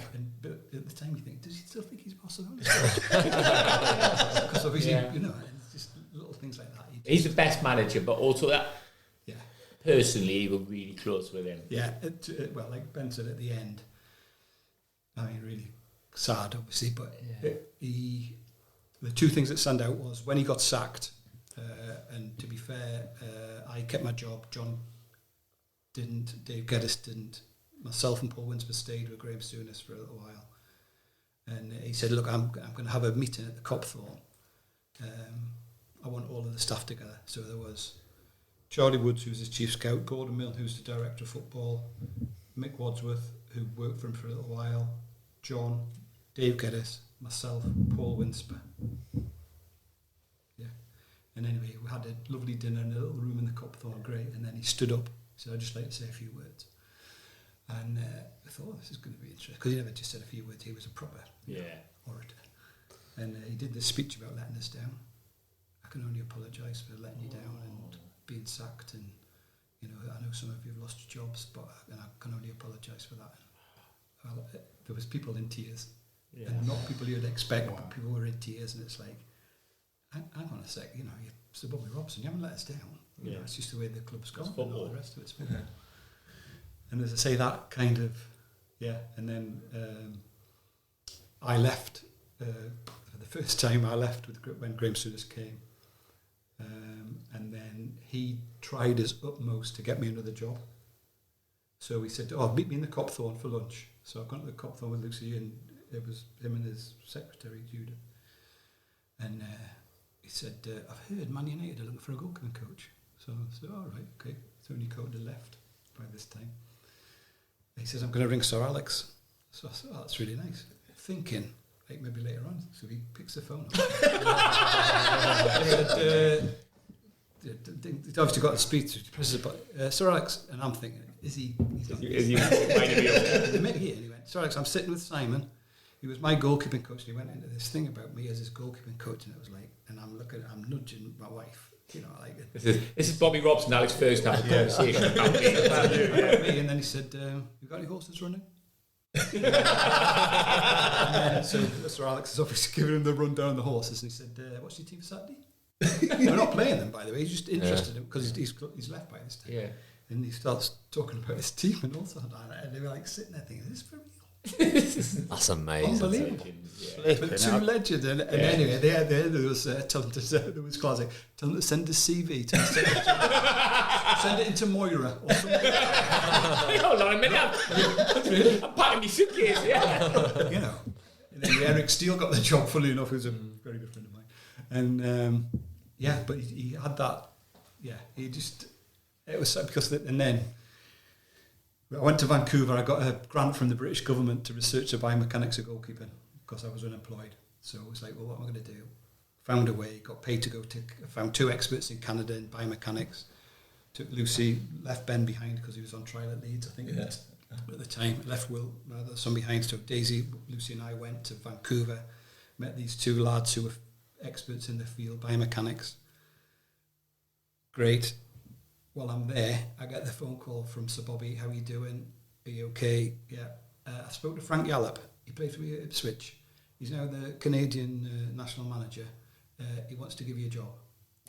So I'm kind of there on this government thing. I then became the national goalkeeping coach of Canada. On the say-so of Sir Bobby. Didn't know Frank at all. Top bloke, but didn't know him at all. Like met him in a Costa. Hi, I'm Simon. Yeah, I know all about you. And, Bob's told me. And then he left Canada. So we'd only been doing it for 4 months. He left and got the job at the LA Galaxy. So he said, "You wouldn't like to be the goalkeeping coach for the LA Galaxy?" And it was like, I shouldn't say this, but I haven't got a work permit or anything. He said, no. He said, Frank actually lived in Vancouver as we did. He said, we'll fly down on a Monday, spend the week, play the game, and then come back for a couple of days. So for probably 3 months, I posed as a fan of the LA Lakers basketball team. Unbelievable experience of the coaching. What, on the border control? So when you got the border control, Frank obviously had the thing, the manager of the Galaxy. And to be fair, I tried to follow him as close as possible because I thought that they're loving Frank, I'll just like sneak in. Yeah. And I was doing ever so well, so I would read up on the score of the weekend. And I was doing ever so well, so like at the start, saying, "What do you do?" I'm a fan of the Lakers, and and then but one day I got a proper expert and a proper fan doing the with the hat and the gun and all the rest of it. And he started questioning us about the game and all the rest of it. Well, Crumbling. I was quite good, but I thought this is too much. But luckily, Frank had seen that I was struggling and come back and kind of interjected. Yeah. So I did that, and then he said, "Do you want to stay?" But at the time, the salary for the goalkeeping coach was about $40,000, which at the time it was like 25 grand to live in Los Angeles. It's like, really? I mean, at the time, there was people like Kobe Bryant played and people like that, and the goalkeeper was Kevin Hartman, the lad who played for America, and they were like house sharing because none of them could afford to live in Los Angeles, or they lived right down in Orange County. So we decided that we were going to come home. So came home, got a job with the FA, which Sir Bobby was delighted because I was following his footsteps. I mean, he's been the manager. I'm now the goalkeeping coach between 16 and 19. Yeah. But there was that thing, you working for the FA, and isn't it great? And he's following my footsteps. Amazing. So I got that job, and then through that job, I've been, looking back now, really lucky that I've coached. I was talking to Ben about it. First away trip was Matt Murray and doesn't play anymore. Now he's retired. Then I had Tom Heaton, David Martin, Joe Hart, Ben Annick, Pickford, Jordan Pickford, a lad called Ben Garrett, who's played about 3,000 games for Crew, but has gone somewhere else now. As I noticed, he was sub for somebody the other night. Dean Henderson, Sam Johnson. Everybody's the finest of English keepers. I've been really lucky. Can't wait to hear you pick your five-a-side team of your goalkeeper. I have to say that what's been really nice was that these kids come to England at the under 16 Victory Shield, which is a massive thing to be on television at 16. 17s won the European Championships with the under 17s. Joe Gomez, Adam Armstrong, Freddie Woodman. I noticed that is it Taylor Moore plays for Shrewsbury? Yeah. Played. So that went really well, and did the under 19s, got the European Championships, went the World Cup, 2 World Cups, one in Mexico, one in somewhere else. But what I'm alluding to is what's been really nice is when the lads see you now, so I'm sitting there as I was in the Premier League, when the games are finished, they all come and say hello, still, and I love that. Goalkeepers Union though, isn't it? No, the outfield, so like an Eric Dyer or a Harry Kane or we went to Dubai on a trip, and Trent was there doing his rehab, and I'm thinking he won't remember us, and he come across, hi Si, how are we doing, is it going okay, and all this. It's like the lads are like, how do you know him? Raheem Sterling, people like that's great. But it's because it's not me, it's because that time for them was so special. But a lot of them, I have to say, and nobody ever makes a thing, but a lot of them have gone to play for the seniors. So I look at the senior goalie now. Obviously, I haven't had the Nick Pope experience because I'd gone by the time he came. But obviously, the other people who were involved, I've had them all. Yeah. So Pickford, Dean Henderson, Sam Johnson was in it, wasn't he, last time? Tried to get Carl in it, but he was injured. So, yeah, that was another bit of it that was thing. But the end of that was, so we went to the Ukraine, funny enough, for the under-19 Euros. Kieran Trippier was in it. And I met Sir Bobby before I went, and I said, as soon as I get back, we'll meet up. Yeah, can't wait to hear how you've gone on. Took the goalies training early, came back on the bus, and the head coach is a guy called Brian Eastick, who worked for the FA, he's worked for Forest and a couple of other places. He's waiting in the car park. I thought, that's a bit odd, Bryce. And I said, I need a word, just to let you know, Sir Bobby's passed away. And it was like, oh my God, I'm in the Ukraine. It's like, what do? Do you go home? Do you stay? What's the process? Anyway, so I had the chat. It's like, right, I'll give Lucy a ring for a chat. Went into the lift, and Kieran Trippier's come in the lift, and the doors closed. I burst into tears, So Kieran, who was only 19 at this point, is like looking at me as though to say, "Oh my God, I'm in the lift," and the goalkeeping coach is crying his eyes out. So it was like, you know. So anyway, I went off, did what I had to. Don't come home. So Bobby wouldn't want you to come home. He'd want you to stay, see it through with England, all the rest of it, which he would have. I know he would. I could hear him saying it. So I stayed out. I think we got the semi-finals. But then Kieran signed for Newcastle, and I thought, and he was having breakfast like Ben was sitting on bed, and I thought, I'll go and say hello, but he won't remember me.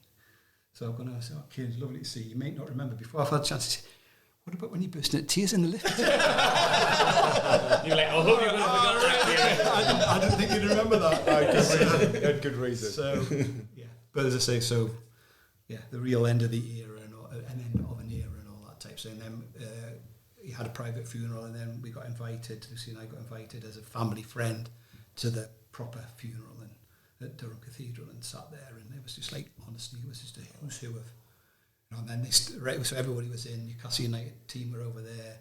We were sat with the family. The previous England managers are like sat over there, you know, like proper. Fabio Capello. Huge loss. That's amazing. So Alex did a chat, and then all of a sudden, just before it started, these two blokes scurried in, came in like a side door and like sat down and, you know, sitting like this. So Lucy said, "Who were they?" "Well, that's the chairman of Barcelona in the match." Wow. But obviously, either come on a flight late or whatever, just sneaked in. Everybody who's who in football are all there for him. Unbelievable. Amazing. So yeah, proper. Shows the impact he's made, doesn't it? Unbelievable. Unbelievable. So just going back to your time at Newcastle, what was it like for you, Ben? Because obviously your dad's sort of fully fledged. You've described how you were sort of part of it. What was your dad like after games? Obviously the ups and the downs, and how did that sort of affect you, the family, and you? Yeah, the first time I was there, it was going really well, wasn't it? So I remember, like you say, I would be ball boy in the Champions League nights, and I remember watching him on TV. You know, so proud. But I think it was a fantastic time, and then he left, and it was obviously all of a sudden got awkward. Like I said, I was training with the first team every day, playing in the reserves, and then your dad says to you one night, "I'm leaving, I'm resigning," and it was like, okay, and I could see what was going to happen. So then Souness comes in, he gives me a squad number, I'm buzzing, I'm like, Souness give you a squad number. Yeah, so when your dad, so my dad's like, left. So he came. So the rumor was it was going to be Terry Venables. So we thought, hey, this is good. So John and I, hey, this is going to be good. Terry Venables. We've had one England match. We're getting another one. And then he didn't come because he went for a hip operation, and the club couldn't wait. And then one day, Graham Souness appeared, and a lovely man, really nice bloke. You know, he had the reputation of being very tough and all the rest of it. Really nice bloke. Yeah, some of his stats. So there was Dean Saunders, Alan Murray, Phil Ballsma, somebody else.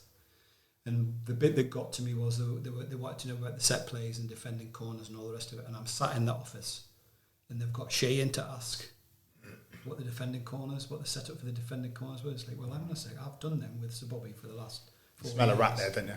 And I thought, this is odd. Shay's looking totally embarrassed because he's like looking at me thinking, "Si, this is what you do. This is your job, yeah, yours." And at that point, I thought, going back to that goalie's not for me. There was a bit of that, so I said, right, I'm off. So I've gone in, as you do, for those who've been through that process, with your bin bag, empty your desk before anybody else comes in, and being quite naive, I thought I'll sneak out before they all come. As I'm trying to sneak out with my bag, like a robber, Alan Murray, who was his assistant, came in and said, "Oh, what are you doing?" I said, "Oh, I've resigned." By this time, I'd already actually sent me a letter. "Does the manager know?" I said, "No, but obviously the club will tell him that I'm going to go. I'll get the manager." I'm now faced with Graham Souness. I thought, "Oh my God, he's going to punch the lights out." or two football tackle. Two football corridor. Anyway, he was absolutely terrific. He said, "Look, I understand. You weren't with Sir Bobby, you were close, and I've come and have a different way of working." Really, really nice. I can't thank him enough. And left. And then he said, he caused me a bit of a problem because he had a goalkeeping coach at Blackburn called Roy Tunks, who wasn't coming with him. So he said, "I'm going to have to go and get Tunks." He says, "Well, it'll be fine." But then, of course, I've left Ben. So it's quite odd because in one of the guest rooms at St James's, they've got all team pictures. It's from 1999, so it goes, so I'm on it, I'm on it, I'm on it, I'm on it. I'm not on it, but Ben is. It's quite odd. It's quite odd. Not odd, but it's quite. And I was quite proud because when new managers have come up, because we used to go there with the reserve games, so I'd say, and they'd go, "Oh, Simon, you're on this one," and I'd say, "Yeah, but there's a relation of mine." Yeah, good boy. But most of them get it anyway. So yeah. And then 2 weeks later, the goddamn crew lit. So it was one of those. It was, I remember the chairman. I'm like 19. Been there since I was 10. I was playing in the reserves. I started in the reserves that season. I was flying, doing really well. I remember playing against Wolves.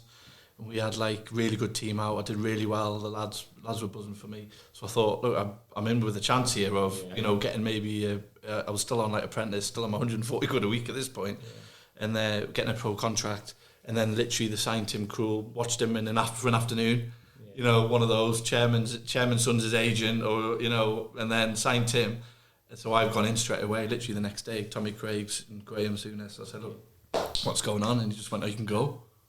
So you can imagine sitting in the changing room, killer, absolute cry my eyes out, boyhood club, but I was doing well. It wasn't like you could kind of half see it coming. I was. And you know what they did? I played all the reserve games, maybe the first 6 games in the reserves, and then they played Man United. In Tommy, the reserve team manager, Tommy Craig. Tommy Craig came in. He said, "Oh, you're not playing? I'm going to play Steve Harper." And I was like, "So that's a bit strange." Then the next day, that's when I went in and they got the chop. So anyway, I was obviously devastated. Boyhood club, and then literally the next day, I went to Middlesbrough. So I was like, bollocks to this. Went to Middlesbrough, Dave Parnamy, trained with their first team for about 6 months. Nothing really happened. And then John Carver, was at Leeds. So John was with Kevin Blackwell, and he said, "Come, we're looking for a second, third choice." It was Neil Sullivan and Ian Bennett, the goalkeepers. JC was like, "Look, come down." So Dad went to Canada, went to Vancouver. Me and my brother stayed back in Newcastle, and I remember I was at Leeds for about a year, played in the Premier League reserves for a year. Great experience. You play in front of proper crowds. Like I said, it's not the same like now, the 23s, is it? You remember, you play Wolves at Telford, you play Arsenal at Barnet, you play Newcastle Kingston Park, 5,000 people there. And then I was on non-contract at Leeds for all season. Never got really anywhere close to the first team. I was travelling, but looking back, I was still heartbroken about Newcastle, and I kind of thought, probably very arrogantly, I should be at Newcastle, and I'm not. And I'm having to wake up at 6 a.m. and bomb down to Wetherby from Newcastle and be at Leeds and that. So then that kind of fizzled out. Didn't get anything at the end of the season. Went to pre-season. Maybe went over to Canada. Did some pre-season with my dad. And then my dad was like, "You just need to go and play some games." She's like, "Why don't you go to Gateshead? I'll see if I can get you into Gateshead and you can play some games." So I said, I was thinking I'm better than Gateshead. Really? Too good. Go on. And then Gateshead are playing Doncaster Rovers this is how mad football is, this story. The Doncaster are playing Gateshead at Gateshead Stadium in a pre-season friendly. So I've rocked up at Gateshead, come from Leeds, just lost out in the playoffs against Watford at Cardiff, the Millennium Stadium. Come from, that first team football sort of culture to I'm in Gateshead's changing room now, the end of that season or the start of next season. Being culture shock for you. Yeah, massive culture shock. And then I'm warming up before the game, and I'm not even starting, right? So I'm not even starting. I'm on the bench at Gateshead. That's stick with it. You'll get 45 minutes, play second half, right? So anyway, the Doncaster are warming up, and so their goalkeeping coach, I'm the Joey keeper. That's their keepers who's starting's kicking into me, and then their keepers kicking into their goalkeeping coach. So I just bumped into their goalkeeping coach. How are you doing? Yeah. He says, Ben, is it? Yes, I've had your CV through. I'm desperate for a second choice goalkeeper. So obviously I've sold myself a bit, said, this is what's happening and all that. Why on the bench? On the bench at Gateshead. Yeah. He said, come tomorrow, come training tomorrow. So before you know it, 2 days later, signed a 2-year contract, sat on the bench in League 2 against Carlisle. You came, didn't you? Against Carlisle. And before you know it, I got my first pro contract at Doncaster. It's a good job you weren't starting then. So good. But,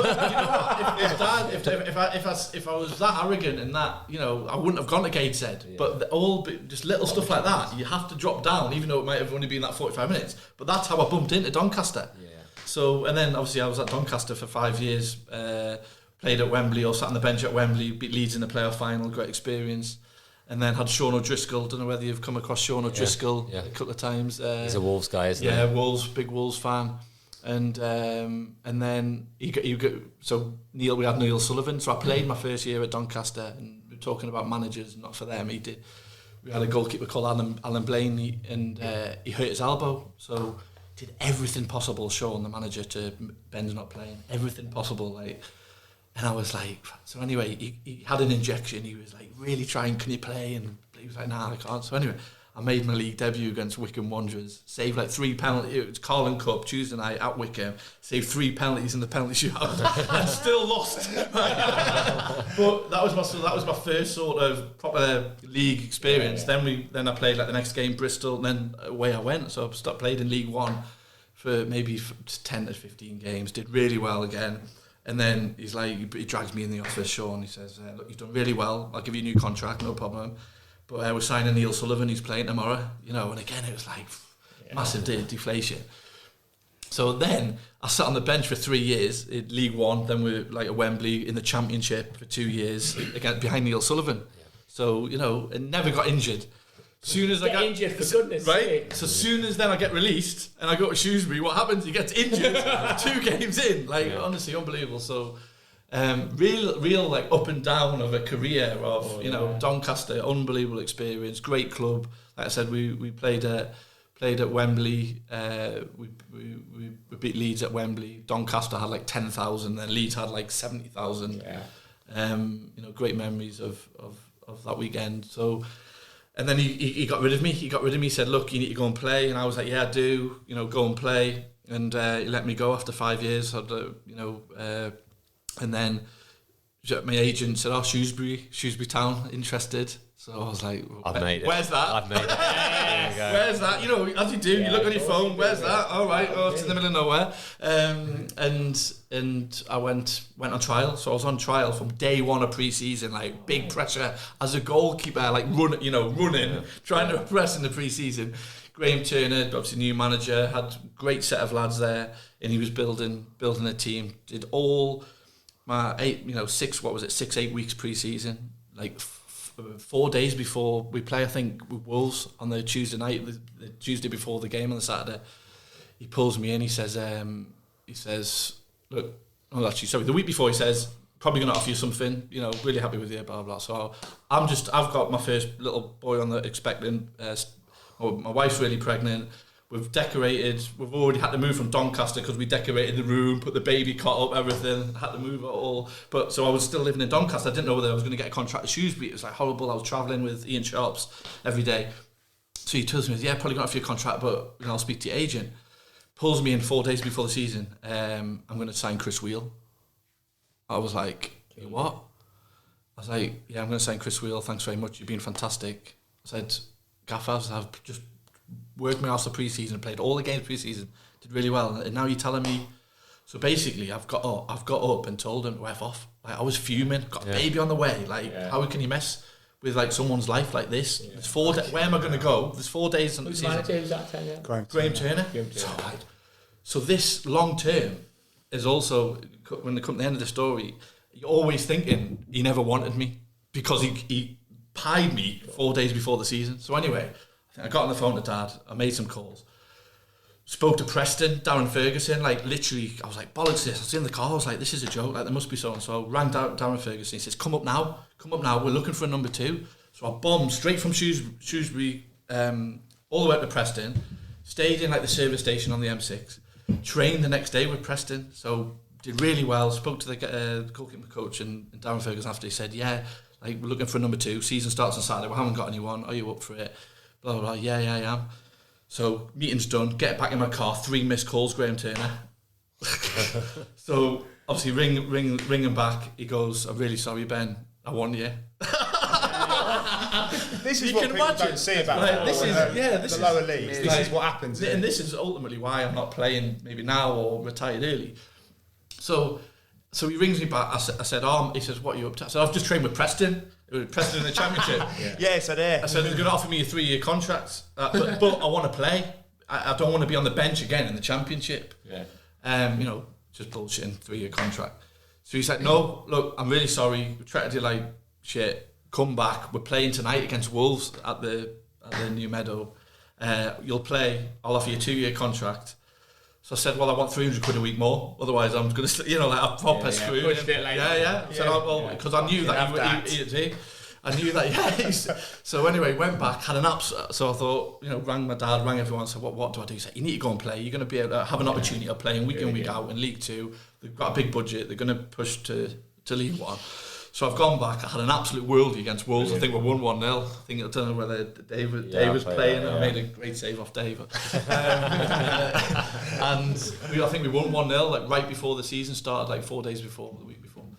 And then I started. So I signed my contract literally that night. I remember going in with Jane Bear. It was like 11:30 after this pre-season. I was like, well, I'm not getting messed about. Where's my contract? I want to see it now. So then I won 300 quid a week more. So actually, long term, it worked out a bit better. I got another 300 quid a week out of them. But and then at the start of the season, to be fair to him, did he play that season? I played that season. That promotion season? No, that was the playoff season.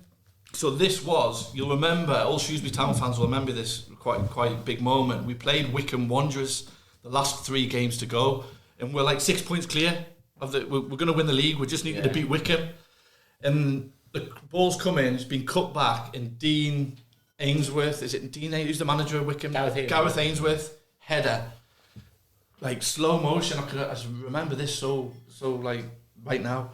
He heads it, and I've gone full length, and I've scooped it. Like, not just saying a great save, I thought, like absolute world save.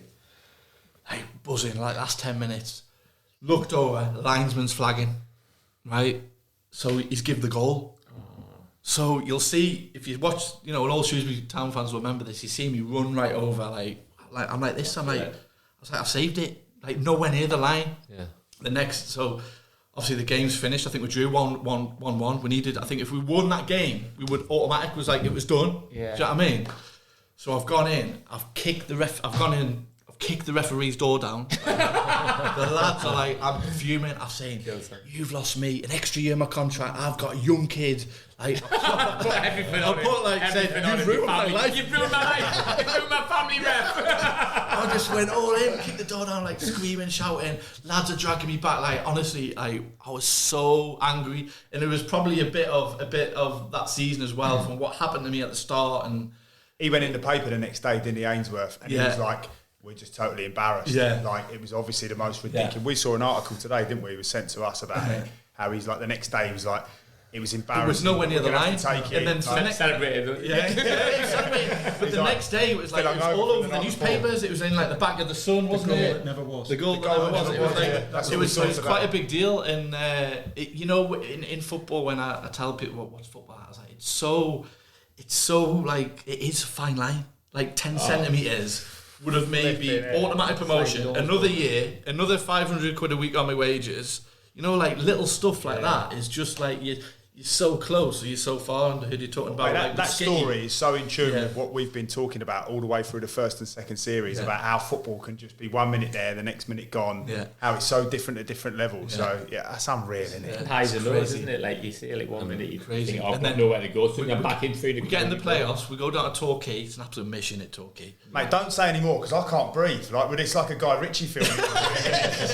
It's went to Torquay in the playoffs, 3-0 down, lost 3-0 in the first leg. I remember we played them early on in the season. I think we got beat 5-1, the Shrewsbury Town. So gone down Torquay. I think we've stayed over a couple of nights before. Like psychologically, we've just got pumped off them a couple of weeks before, 5-1. So the final whistle's blown, and I've got the ball in my hands, and I've just smashed it into the car park, like behind the goal. Like I was like, we've worked so hard. Then this Wycombe thing. We're 3-0 down, and then the second leg back at Shrewsbury, I've gone in. I went to the gaffer's office. I said, "We're 3-0 down. Like, how do you want me to play as a goalkeeper? Do you want me to act like I'm 3-0 down? So when the ball goes out, am I like just gonna sprint to get the ball? What do you do? You're in the second half of a game. You're not starting. Like, what are we gonna set? So he's like, no, we're gonna act like we're 3-0 down, and it's like the second half. This is the second leg of the playoffs." Yeah. I can't remember the score, but we didn't do it, and then we didn't get promoted. And then it was not till the second year, I started the season.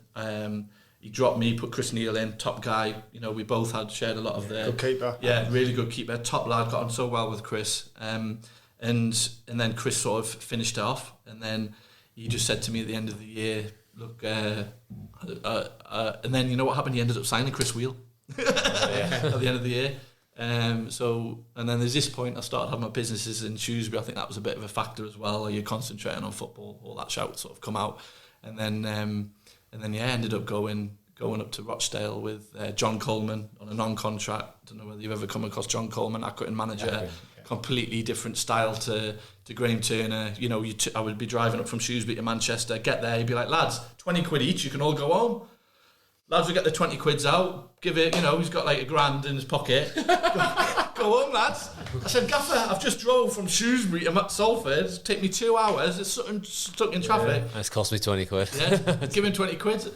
So that was a completely wake-up call from coming from Doncaster, you know, professional, Shrewsbury trying to do things right, to then that sort of non-league mentality, and that was when I just thought... And you don't play at all now? And then... You retired early, Smithy. Yeah, I did. Do you think all of that... What age, sorry? It was 26. Yeah. I think 26. Yeah, 26. You went to Southport, didn't you? Yeah, I went to Southport, and I hadn't played for three months, done nothing. And he got a call, look, we'll give you £1,000 a game or something. I was like, yeah, why not? I said, I haven't played in 3 months. Oh, it doesn't matter, I'm desperate. Like 20 minutes in, pull my groin, you know, but I was going to, because I hadn't done out for 3 months. And then that was sort of the final. And I think in the lower leagues, it's tough. It's a lot tougher.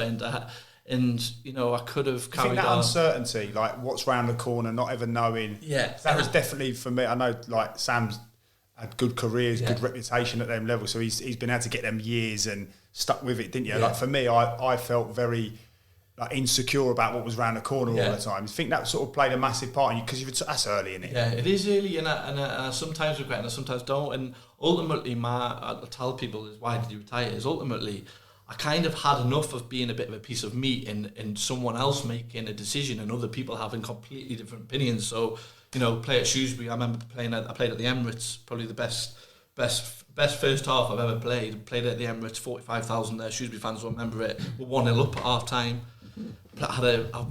Colin scored, didn't he? Yeah, Colin scored and Marvin header. 5,000 Shrewsbury fans behind the goal. Don't know, you know, fantastic atmosphere. We're winning 1-0 at half time. And then I played really well first half, and then second half, Alex Oxlade-Chamberlain scored his first ever goal, and it's gone under my hands. Like one extreme set fit, and we got beat at 3. Right? Yeah, it's like for the keeper, and it's just and then ultimately I had my entrepreneurial thinking was, I want to do this and invest my money, and I want to be in control of my own sort of destiny. And that's sort of what I did, and I left early to then focus on, you know, Tootsies and all in the St Nick's and Shrewsbury. Now you're working in Dubai. And then I did that for 4 or 5 years. Obviously, massive change of the fans seeing you playing to then serving a pint for them in the bar. You know, great experience. And then how can you stay in Shrewsbury then? Did you really like Shrewsbury? Yeah, you stayed there for a few years. I remember listening at the podcast that you've done before, and all of you have said, like, when you drive for the first time down from the Telford Hill. And coming from Doncaster, which no disrespect to Doncaster, is a bit of a dive. You know? It's like great night out. Yeah, great night out. But you know, I don't know how many listeners we got. Two houses there that are like still in negative equity from like 20 years ago. And I remember driving down with Sharpie and being like, "This is nice. Look at this cobbled streets, green everywhere. This is like we've hit the jackpot." Yeah. You know. And ultimately, I think obviously my 2 children still live here with the mum, and it's home to them now, which I'm proud to have sort of brought them, really, even, you know, it was so close to me going to Preston or not signing. But it's obviously great part of the world, and I love my time here. And then it was, you know, after I had my businesses here, it was sort of a big step. What am I going to do next? You know, what can I go and do? I always wanted to go abroad, and I went out, obviously, to Dubai coaching football out there, which is another completely different podcast. But I've been there 4.5 years. Absolutely love it. Miss Shrewsbury.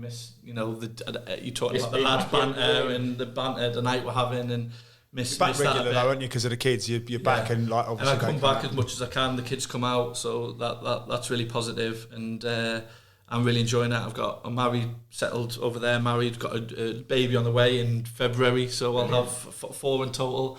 five-a-side team going, a bit like you, Gav, a bit like Gav, trying to catch up with Gav, and I think I'll stay there for the foreseeable future. And it's not as all glitz and glamour as everyone thinks. You know, people.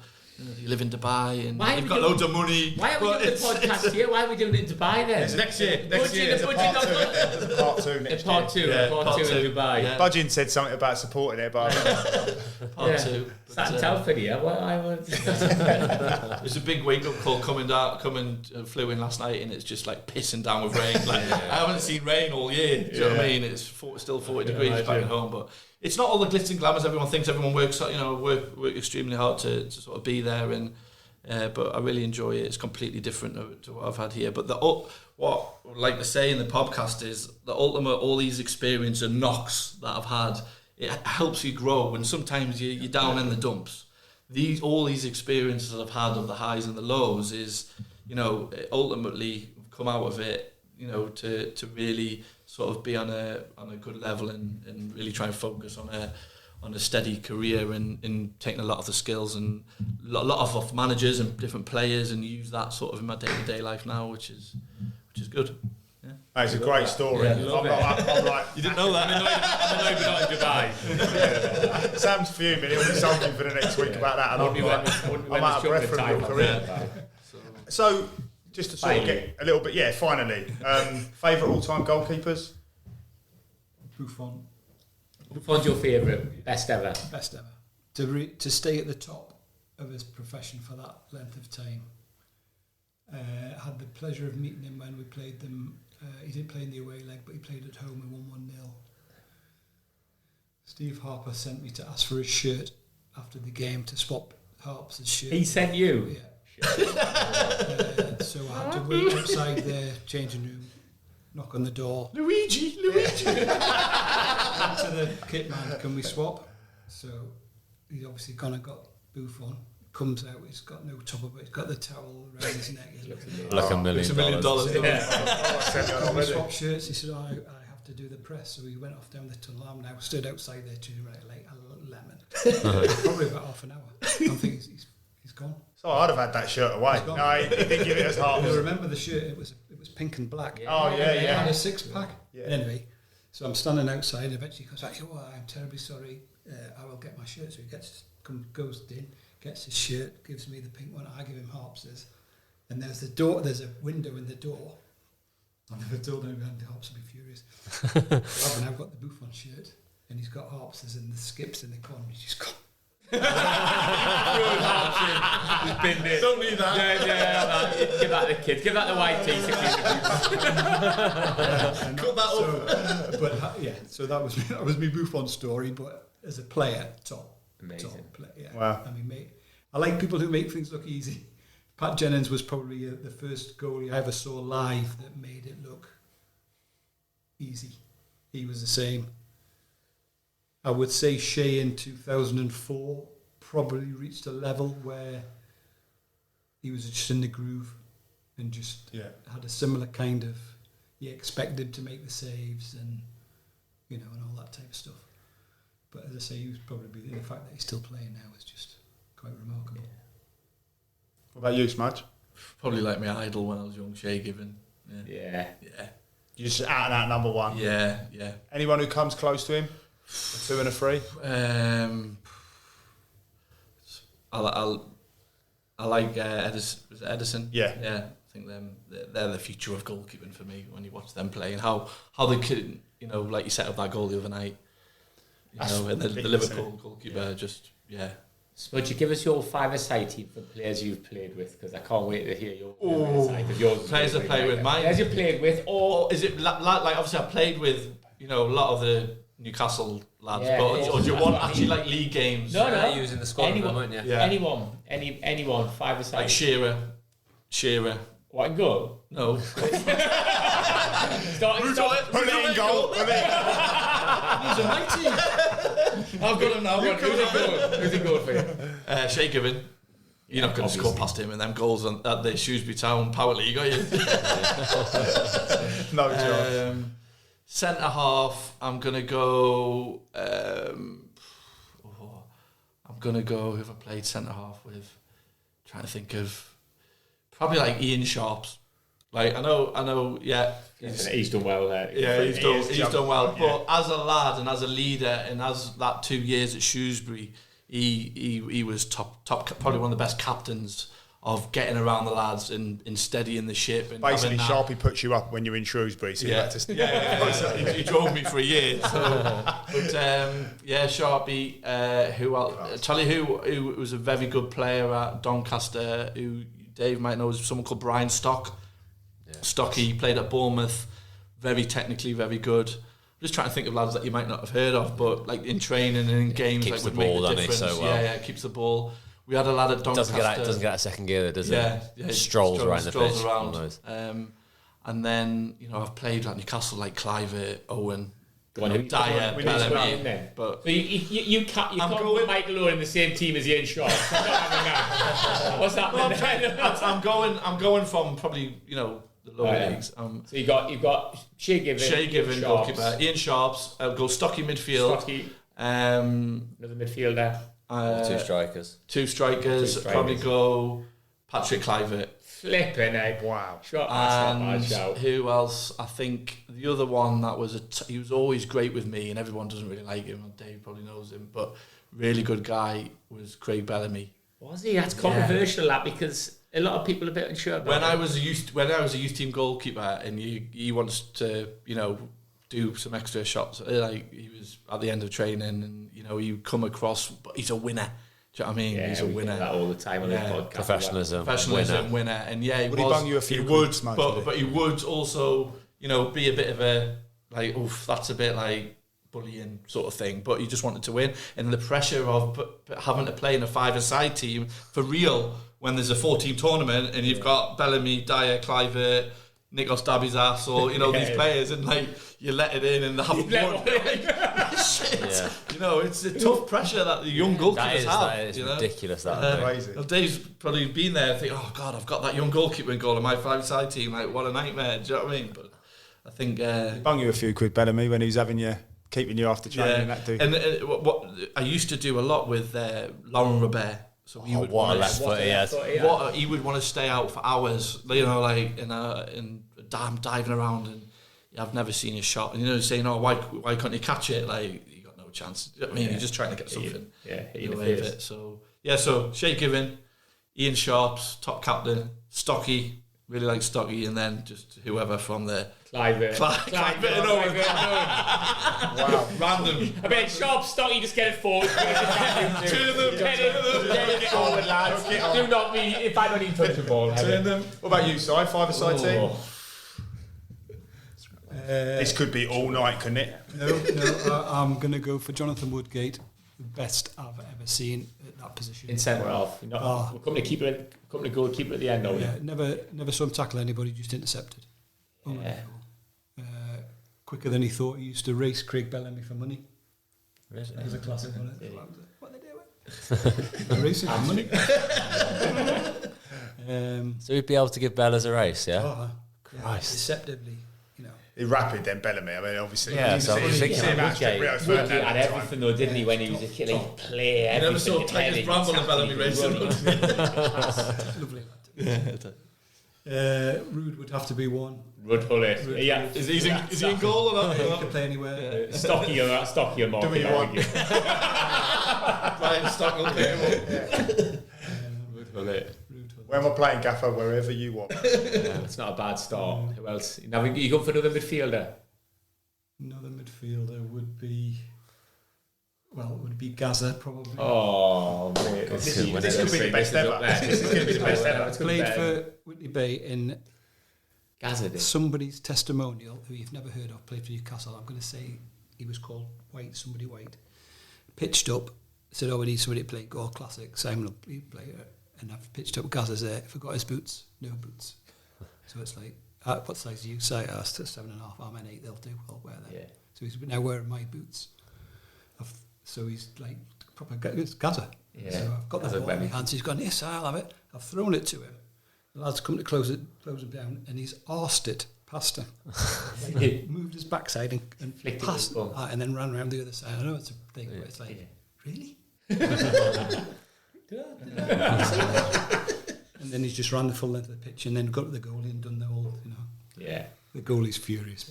It's great. You can only stand and applaud. And then playing the reserves, Chris Waddle would have been the other thing. He come from nowhere, used to wear running tights to train and all the rest of it. But he was a little bit like yourself. So I've got to say what I remember of you. He could go past people for fun. And he had that low Chris Waddle really. I should have put you, Sam, on my team. He had that lopey kind of. He scored against Stoke City at St James in the reserves, and he got the ball on halfway, and he just ran, and you thought, he's going to get tackled in a minute. He kept going, and then he ran right along the byline, and you think he can't score, he's going to pass, and he just whooped it in the top corner. He's and this is when he's just coming to being a professional from the sausage factory. Really? He had that long stride, didn't he? Yeah. Fantastic. Who in goal inside? Fantastic. So really striker first, playing isn't up front for you? Yeah, or in midfield. On midfield. So you got So who's it go? At the moment, we've got Woodgate, Shea, Gaza, and Waddle. Shearer on the bench. Ian Sharps. Who would be your best? You could hurt a lot of people there. Everyone, you've had everyone, haven't you? Yeah. I could be. I tell you who was excellent at the time, and you might think, that's a bit odd. It was Jack Butland. Yeah. As a kid, proper a bloke. As a kid, played for England and was like. But he was flying at Stoke, and he was nearly getting the England team. Should have gone to Liverpool, but didn't. And that just. And then he got left out at Stoke, and then he's subbing. Finished him off. He was the one who was up and coming below Joe, wasn't he? And they were saying he should be playing. Yeah. As a kid, you would have. He's got everything: the presence, the size, the great talker, lovely attitude, calm. Yeah. And then just completely lost his way. Yeah. Sad. Really good. Yeah. So so you go with him and go. Well, big. I think you need to give that a little bit more thought. You regret that. I think that Shea's for me. It's a funny one for me because when I first got the job, I do need to be careful here. When I first got the job, my principles have always been to identify strengths and weaknesses. So if you came to me tomorrow as my goalie, I would look at you and I'd do like I said before, basic handling, footwork, diving, shot stopping, crossing, 1v1. So I'd take you through the whole thing and see what you were good at. When I first got the job at Newcastle, Shea Given was safety side foot. And I mean safety side foot. Yeah. So like Ben alluded to before, we spent, the two of us, and sometimes the younger ones, hour upon hour teaching him to kick it. Yeah. So because I've seen that, and don't get me wrong, I'm delighted because like I say, 2004 he probably was one of the best in the world, World Cup and all the rest of it. But because you've been through that process, you've seen his weaknesses. And how hard he's worked to get to where he is, and now I watch little clips natural. of him. Like I was saying the other day, like half volleying up to Shearer, he controls it, but he also had the ability that if Bellows is running behind, he could kick it a bit harder.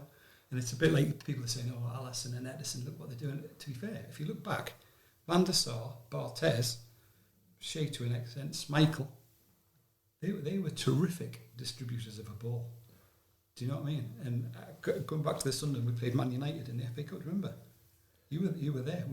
We trained on Roker Park, and the most ridiculous thing a manager's ever said to me, Peter Reid said to me, "You're playing in goal for Man United. I want you to play like Peter Schmeichel."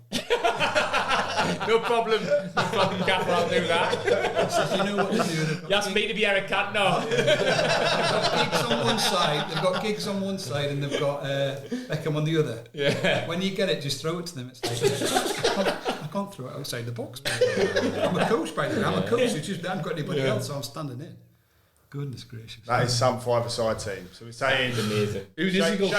Shea Given. Woodgate, Gaza, Hullet, Waddle. That's what a team that is. For me, that's brilliant. On all of the season 1 and 2, that's very close. Who's had good ones?